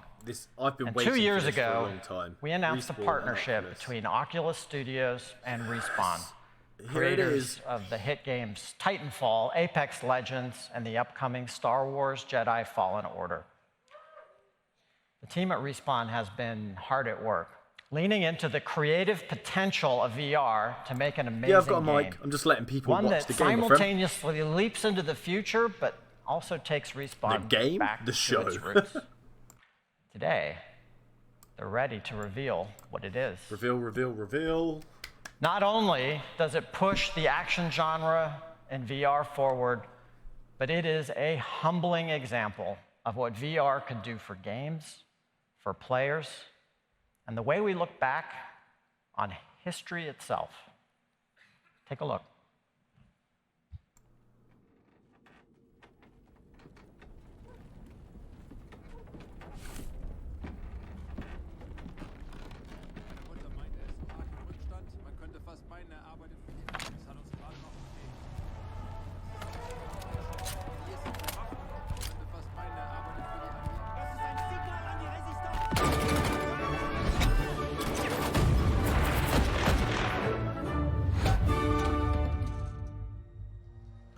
A Medal of Honor above and beyond, I think we're finally able to fully realize that vision from 20 years ago of putting you in the boots, allow you to see through the eyes of someone who is actually there.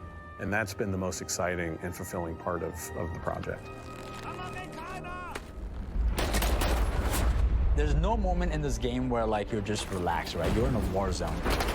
You are a member of the OSS, the Office of Strategic Services. That allows us to tell a story where the player gets to go to all these incredible places. VR adds such another level to it just because people want to naturally interact with things how they do in the real world. Whether you're inside a Sherman tank or at an airfield or sneaking into a Nazi subbase, the level of immersion is unprecedented.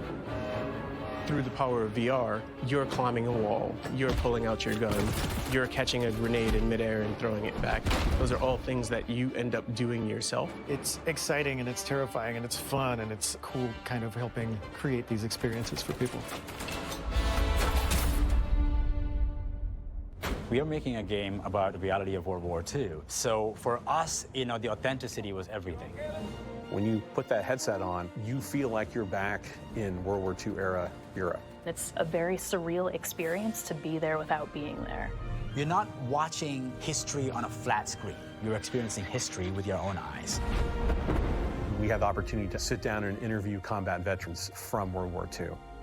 It's very emotional and it's very inspiring. And that's what draws us to dive deep for our characters. And putting you as the player on an adventure that spans some of the biggest moments of the war. Medal of Honor franchise immediately gives us something more intimate, more cinematic. Games are at their best when they're immersive, and we're finding all sorts of little things you can't do in traditional games. Having the backing of Respawn and Oculus gives us the ability to push those boundaries in ways that it hasn't been pushed before. When you see someone play it, when they just kind of lose themselves into the game, it's been pretty impressive.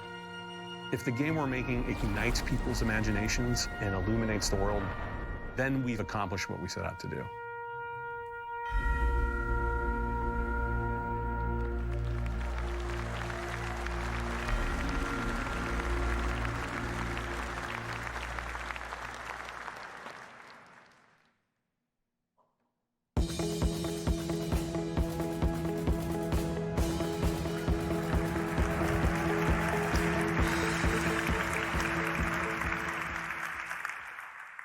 Okay, this is going to be fun.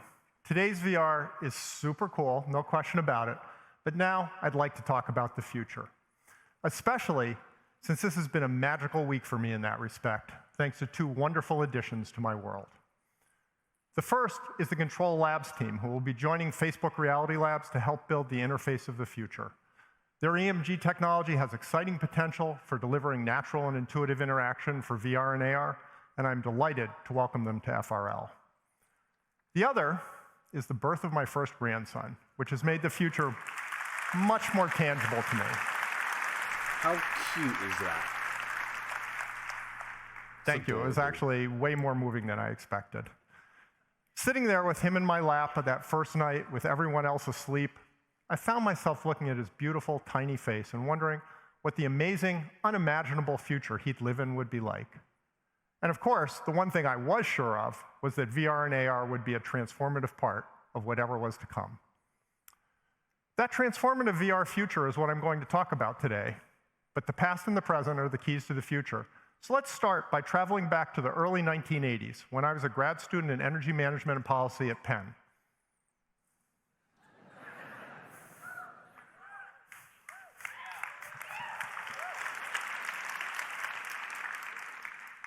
As you can see, I hadn't yet discovered blue button-down shirts, or, for that matter, personal grooming. What I had discovered was the personal computer in the form of the Vector Graphics VIP. The Vector sported a 4 megahertz processor and a full 56K of memory, which was hot stuff in those days, and I instantly fell in love with the freedom of having an entire computer to myself. Back then, the world we live in was just being born. The IBM PC didn't yet exist. VisiCal could ship for the Apple II the year before, so the first killer app was starting to make progress with early business adopters, but there were only about 2 million personal computers in the world, and most of them were owned by hobbyists, gamers, and enthusiasts. In short, back then, personal computers were more of a novelty than a real thing. But the more I used the Vector, the more I began to believe. So when the IBM PC came out, I walked away from my PhD program to write video games like this.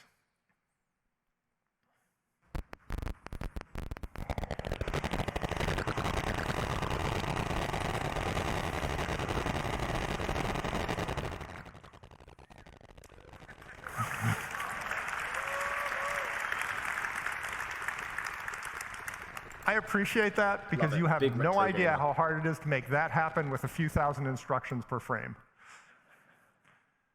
Writing those games was about the most fun I ever had, although my new direction caused considerable concern among family members who thought I was throwing away my career.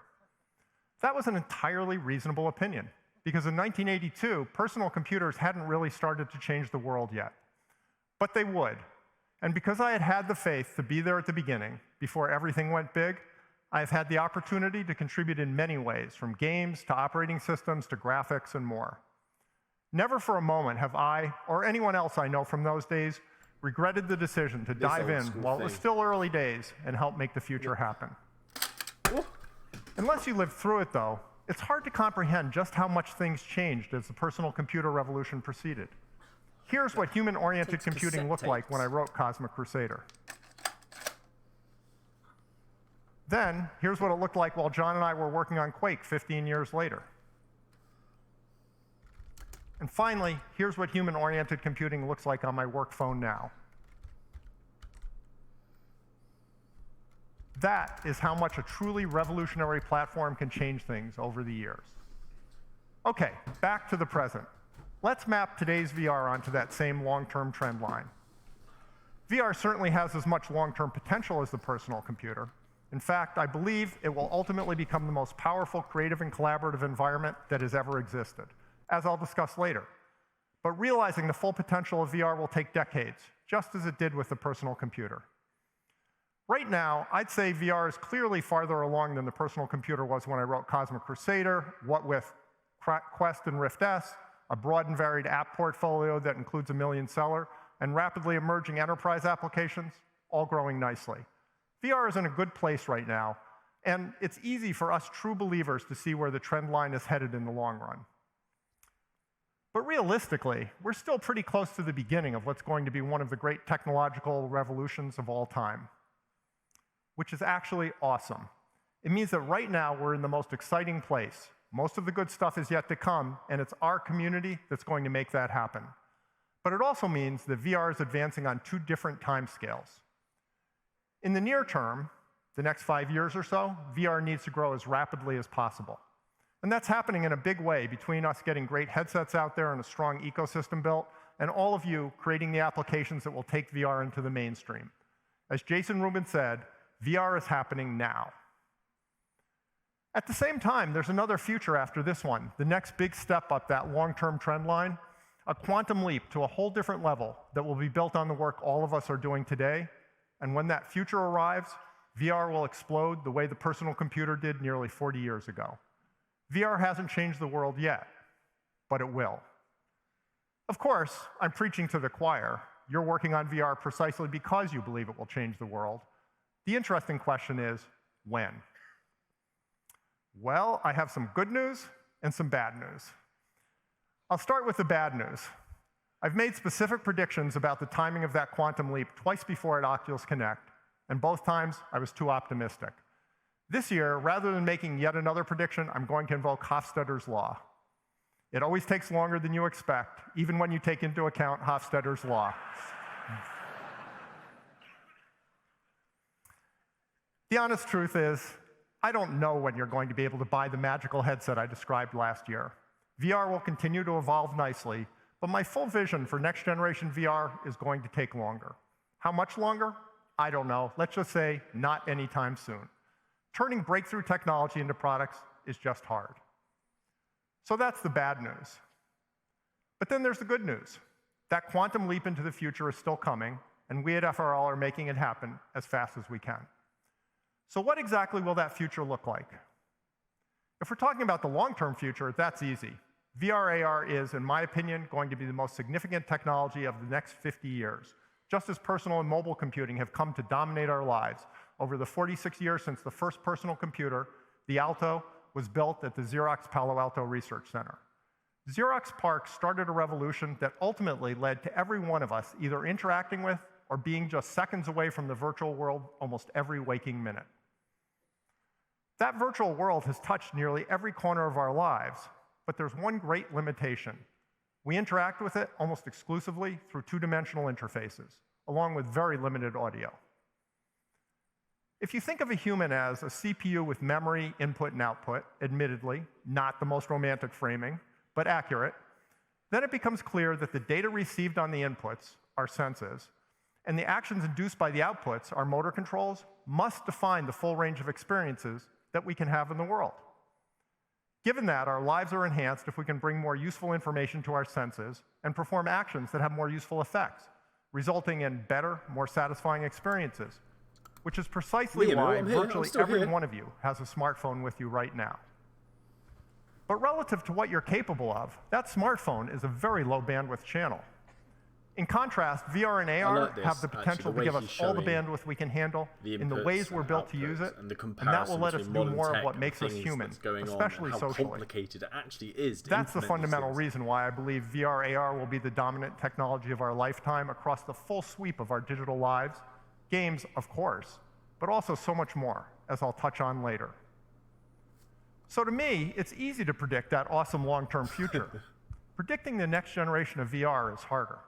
I'm happy to share my thoughts with you, but there are all sorts of opinions about what the future of VR will be. I'm nerding out with him right now. You're like, get to the point, but I'm loving it. The most useful way to learn something meaningful about what's coming is to live by Alan Kay's great quote.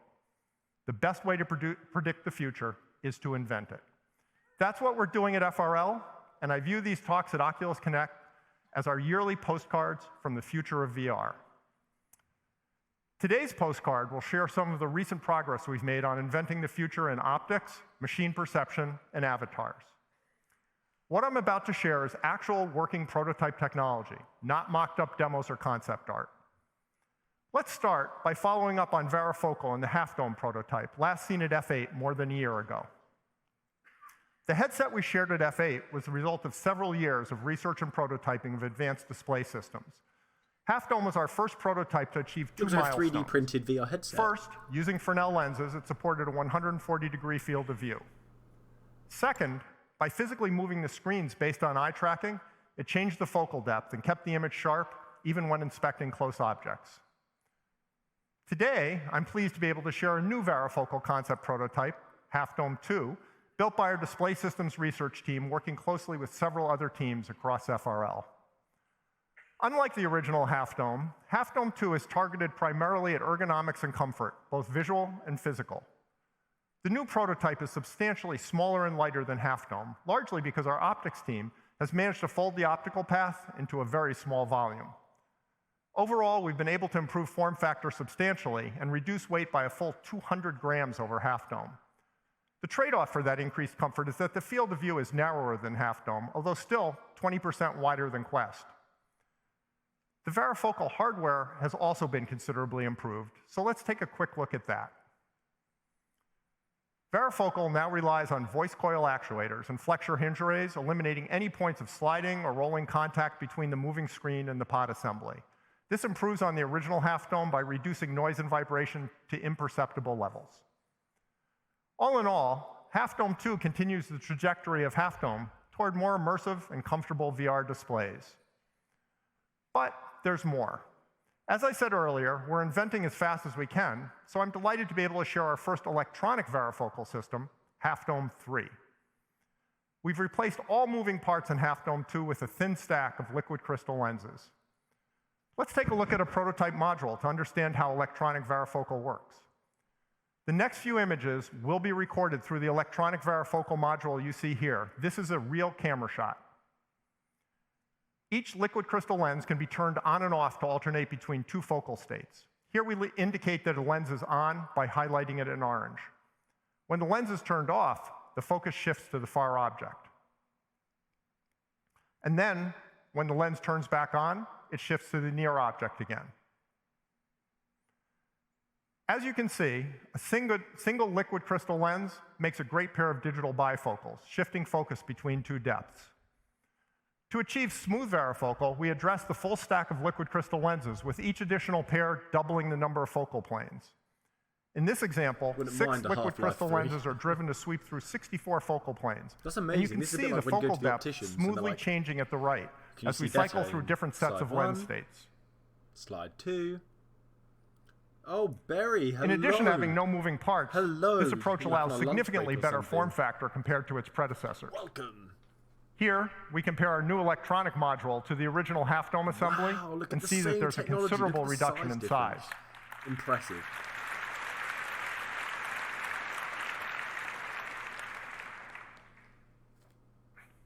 When we integrate the electronic module into a complete prototype headset, it defines a new state-of-the-art for VR ergonomics. This is still very much research today, but here's a view through an early Half Dome 3 I didn't prototype. know so much went on just from you looking As you can at see, stuff without in your varifocal, headsets. the cassette gets It's blurry up crazy. close. But the electronic approach is able to replicate the smooth varifocal experience of mechanical systems at all depths, a promising sign for the future. If you'd like to know more about our varifocal work, we'll be putting up a deep dive blog post today. As important as visual quality is, a great display is just one key component of a compelling VR system. Computer vision, a part of what we call machine perception, is another essential element of the VR experience.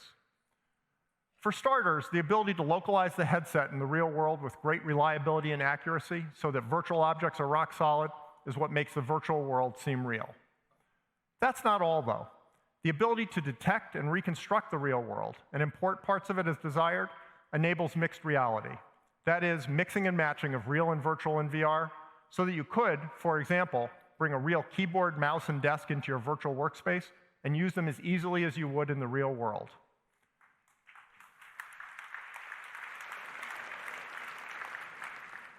Reconstruction also enables social teleportation, which lets you share your surroundings with another person or jump into someone else's part of the world, as we saw in Boz's talk. And of course, it's the foundation of live maps. Let's look at some of the recent progress from our Surreal team on reconstruction.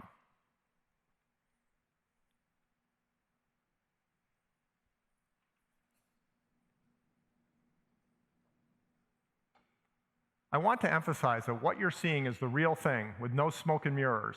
This is a fly-through of reconstruction by state-of-the-art reconstruction technology.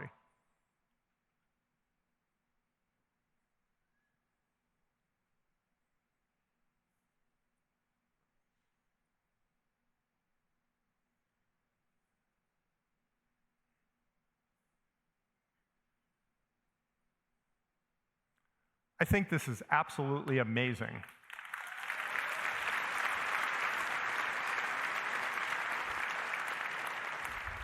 If you can imagine stepping into one of those and just being in it, this phenomenal level of reconstruction will enable extraordinarily high-quality mixed reality experiences. Once you have a reconstruction, you can do whatever you want with it. Here are some pretty cool lighting effects in the reconstruction of Boz's dad's den.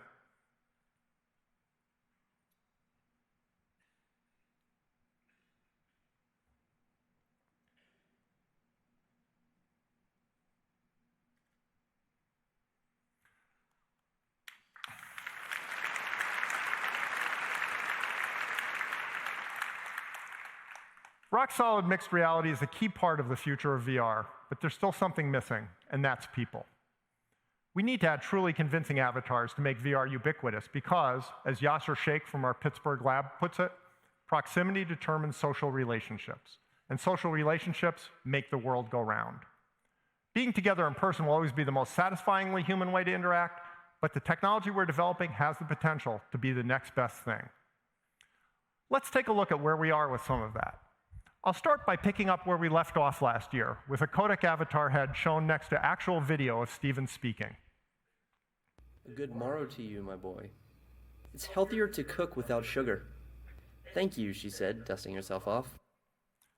That's amazingly realistic, but the level of expressiveness is pretty low, and expressiveness is perhaps the most critical part of social interaction. One of the important advances over the last year has been capturing more of that, as you can see in this next video.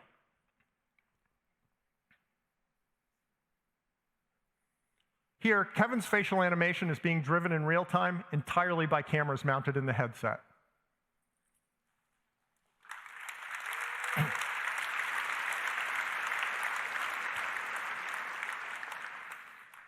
Of course, facial expressions only matter if you're interacting with someone. As you watch the next video, you can see Yasser and Danny wearing headsets in the real-world video in the corners. The faces in the center are avatars. And again, they're animated in real time entirely from cameras in the headset. Well, what can your face do? Can you show us? Well, I've always hoped you would ask me that question. So I have some pretty good, I think, mouth movement. How about your eyes? Can you look left, right, up, down? Good. Yeah, I can do surprise. Ah, ooh. I think one of my favorites is puffing my cheeks. The mouthwash commercial. And rolling my tongue. That's pretty good, actually. Yeah. Good.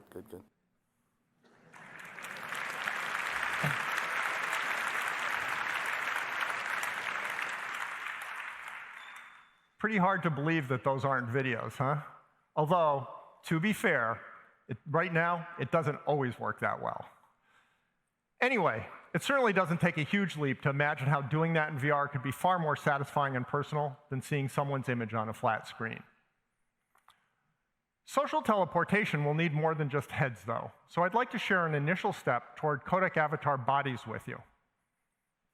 A codec avatar is a digital representation of a person.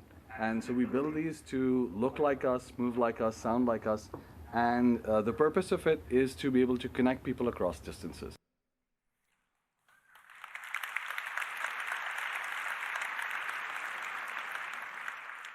Again, this is just a first step. What you saw was generated offline, not in real time, although it will become real time in the not too distant future, but it's promising.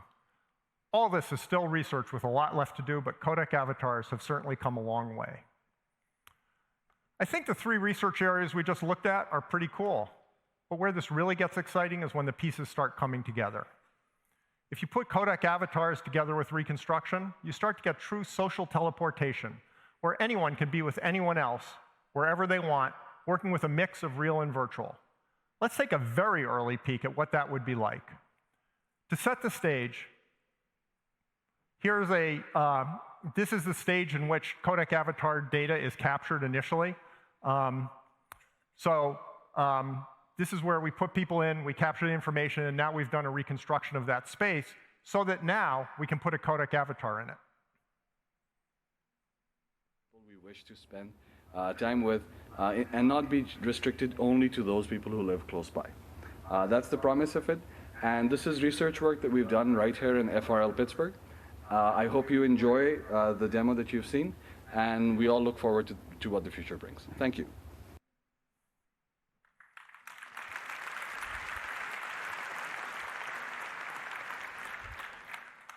Again, there's a long way to go, but this is a genuine glimpse of the future. It's going to take all the innovative technology we just saw and a lot more to make the leap to the next generation of VR. But there's more to it than that. There's an important lesson that we can learn from Xerox PARC here.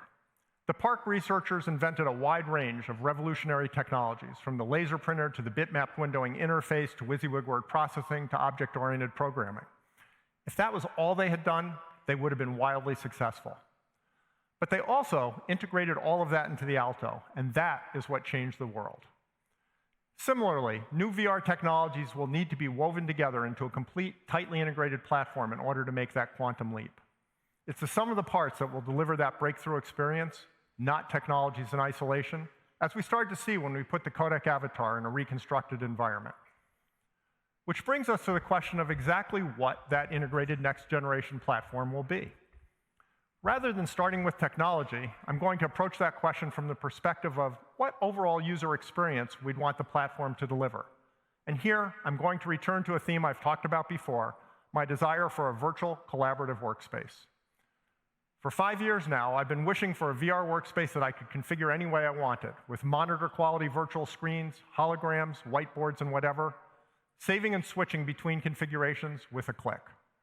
Throw in the ability to interact with my real surroundings and use a keyboard and mouse, and that would be a great work environment. And then, if I could share virtual spaces with other people, it would become an amazingly productive collaborative environment as well. And while I'm at it, it'd be great to have the ability to manipulate both real and virtual objects with my hands, complete with haptic feedback. I would use that in a heartbeat, and I believe that it would spread like wildfire, the way personal computers did back in the day. Even better, the hardware-software stacks and the overall platform needed to enable the full range of uses for that virtual collaborative workspace are so broad and general that they'd enable a vast space of applications and a flood of creativity across gaming, entertainment, communication, education, and productivity. Again, just like personal computers did. I am highly confident that a great virtual collaborative workspace would open the door to the entire next generation of VR, which in turn would unlock human potential on a massive scale. What would it take to make that collaborative workspace a reality? Well, without question, we'd need enough resolution and good enough image quality so that virtual monitors were at parity with real monitors. That would require very high-res displays and much improved optics. I personally think visual acuity needs to be 20/20 or better, but that's just the start. We'd also need the ability to render at that high resolution and to either do that with a mobile GPU or transmit the data over a wireless link. And that very likely means we would need foveated rendering, which may mean we need a new graphics pipeline and would certainly mean we need great eye tracking. Next, we would need excellent real-time mixed reality so that we could be aware of the world around us and move about and interact with our desk, chair, keyboard, mouse, and other surroundings. We would also want to have persistent, shareable virtual objects in the world so that we could, for example, set up a customized team workroom or work on tech art or some code with a teammate. To do that, we would need a localized version of the live maps technology that Boz talked about. That is, a private live map of our local physical surroundings. We would also need to be able to see our hands and our body in order to truly be present in the virtual world. And we'd want to do more than just look at our hands. We'd want to use them as the intuitive, highly dexterous manipulators that they are in the real world. So we'd want both haptic gloves and hands so accurate that we can interact with both the real and virtual worlds flawlessly in mixed reality. And if we're going to be doing work with our hands, we'd want clear and comfortable vision within arm's length for hours of use per day, exactly what varifocal is designed to deliver. We'd also want proper spatialization and propagation of virtual sounds, so virtual objects and spaces would sound as real as they look. For collaborative work, we'd obviously want the compelling avatars we discussed earlier, and we'd need accurate real-time face, hand, eye, and body motion, as well as highly realistic appearance. Less obviously, we'd need a wider field of view so that everyone in a meeting could see everyone else. That's essential for social interaction, as are voices that sound like they're coming from the right people in the right places. We'd want to be able to share our real environments with each other, both for social purposes and because physical objects will often be important to the discussion. And we'd want to wrap all this up with great ergonomics to make it comfortable to be in VR for hours at a time. And that would require making everything I've discussed compact and power efficient. And then we'd finally have the complete platform that my dream workspace could be built on. Which I think we can all agree would be pretty awesome. But how do we get from here to there? Well, FRL has been pushing the envelope for the last 5 years on everything I just talked about. We've been focused on bootstrapping individual areas, like the hand tracking Mark talked about, which originated as FRL research, because that's what it took to get to next generation technology. Now that we've built many of the pieces, though, it's time to start putting the full platform together. To paraphrase Alan Kay, the best way to predict the next generation of VR is to build it. And FRL's mission is to build time machines that let us peer as far as possible into the future. So just as Xerox PARC built the Alto and showed the way to the future of the personal computer, FRL is going to build a true next-generation concept prototype with the objective of showing the way to the long-term future of VR. This prototype is going to be aimed squarely at collaborative virtual workspaces with the objective of enabling fully remote work that has all the benefits of working in an office, in addition to the pluses of both virtual and remote work. One reason we're making remote work the North Star is because it's a great way to connect people in VR, and connecting people is what Facebook is all about. Another reason is that making remote work really effective would have a hugely positive effect on how we live. Imagine what it would mean if you could work remotely as effectively as in person, or someday, maybe even more effectively, because you could have collaboration tools in the virtual world that could never exist in the real world. People wouldn't need to live near where they work. They could live near family, or where housing is affordable, or just wherever appeals to them. Commutes would vanish, and there would be dramatically fewer business trips with huge energy and environmental benefits. Companies would be able to tap into talent around the world, and the ability of talented people to find meaningful, high-paying work would no longer be determined by where they happen to have been born. That is truly a future that defies distance, and that by itself would be more than enough motivation. But there's yet another reason for building this prototype, and that's that a collaborative virtual workspace is something we in FRL would actually use. And when you're inventing something new, it's critical to know the customer well and have a rapid feedback cycle with them, and how better to do that than building something for yourself. So the key metric for our prototype will be whether we find we choose to use it for hours a day to do real work. If we find it that useful, so too will millions of other information workers, most likely including you. The long-term potential of next-generation VR is tremendously exciting, but I want to be really clear that this is still high-risk research. At best, it will take years to get to a prototype that proves out the concept. And Hofstadter was right. It always takes longer than you think, and that's especially true for turning research into something usable. So there's exciting potential for that quantum leap down the road, but for the foreseeable future, VR will be all about the Quest generation. Again, VR is happening now. Anyway, however long it takes to build that compelling next-generation prototype, we will keep at it until we get there.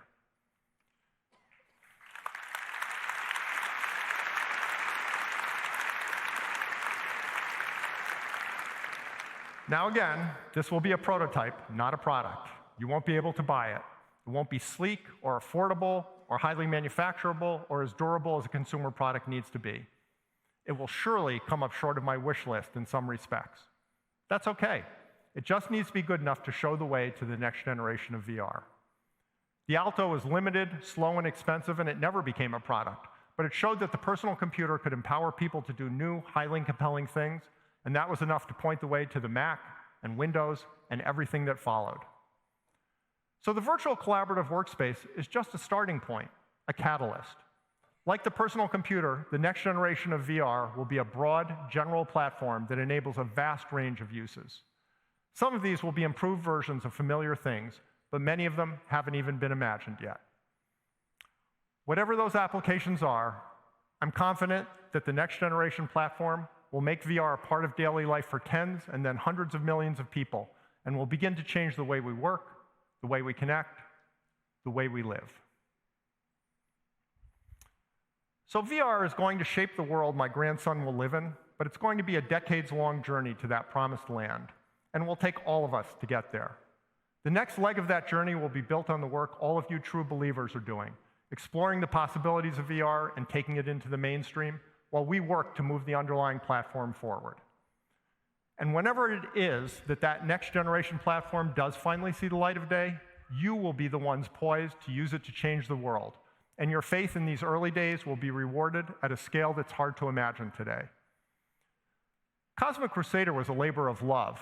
It only sold a few thousand copies, so I certainly didn't do it for the money. But it was the start of a path that 15 years later led to co-writing a game that tens of millions of people would play, and that would be the template for a whole genre that's still going strong more than 20 years later. You too will have that sort of experience one day with VR. In the meantime, we're all going to have the adventure of a lifetime. It'll take a little more time than I thought to get to the next generation of VR, but that just means that these are going to be the good old days for longer. And these truly are the good old days. It just doesn't get any better than being there at the start and getting to create the future, and we are all unbelievably lucky to have the opportunity to do exactly that.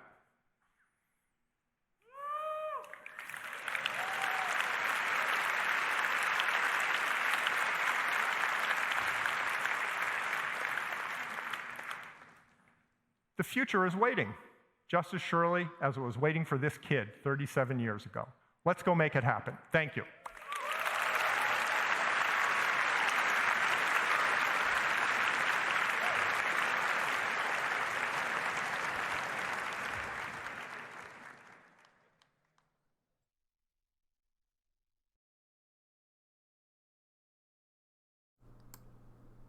That's it. That's the end of the event. There is obviously some incredible. So going over the summary, we got the forward compatibility. So when future generations of Quests come out, we'll still be able to play all of our stuff. We had over £100 million made on the Oculus Quest store.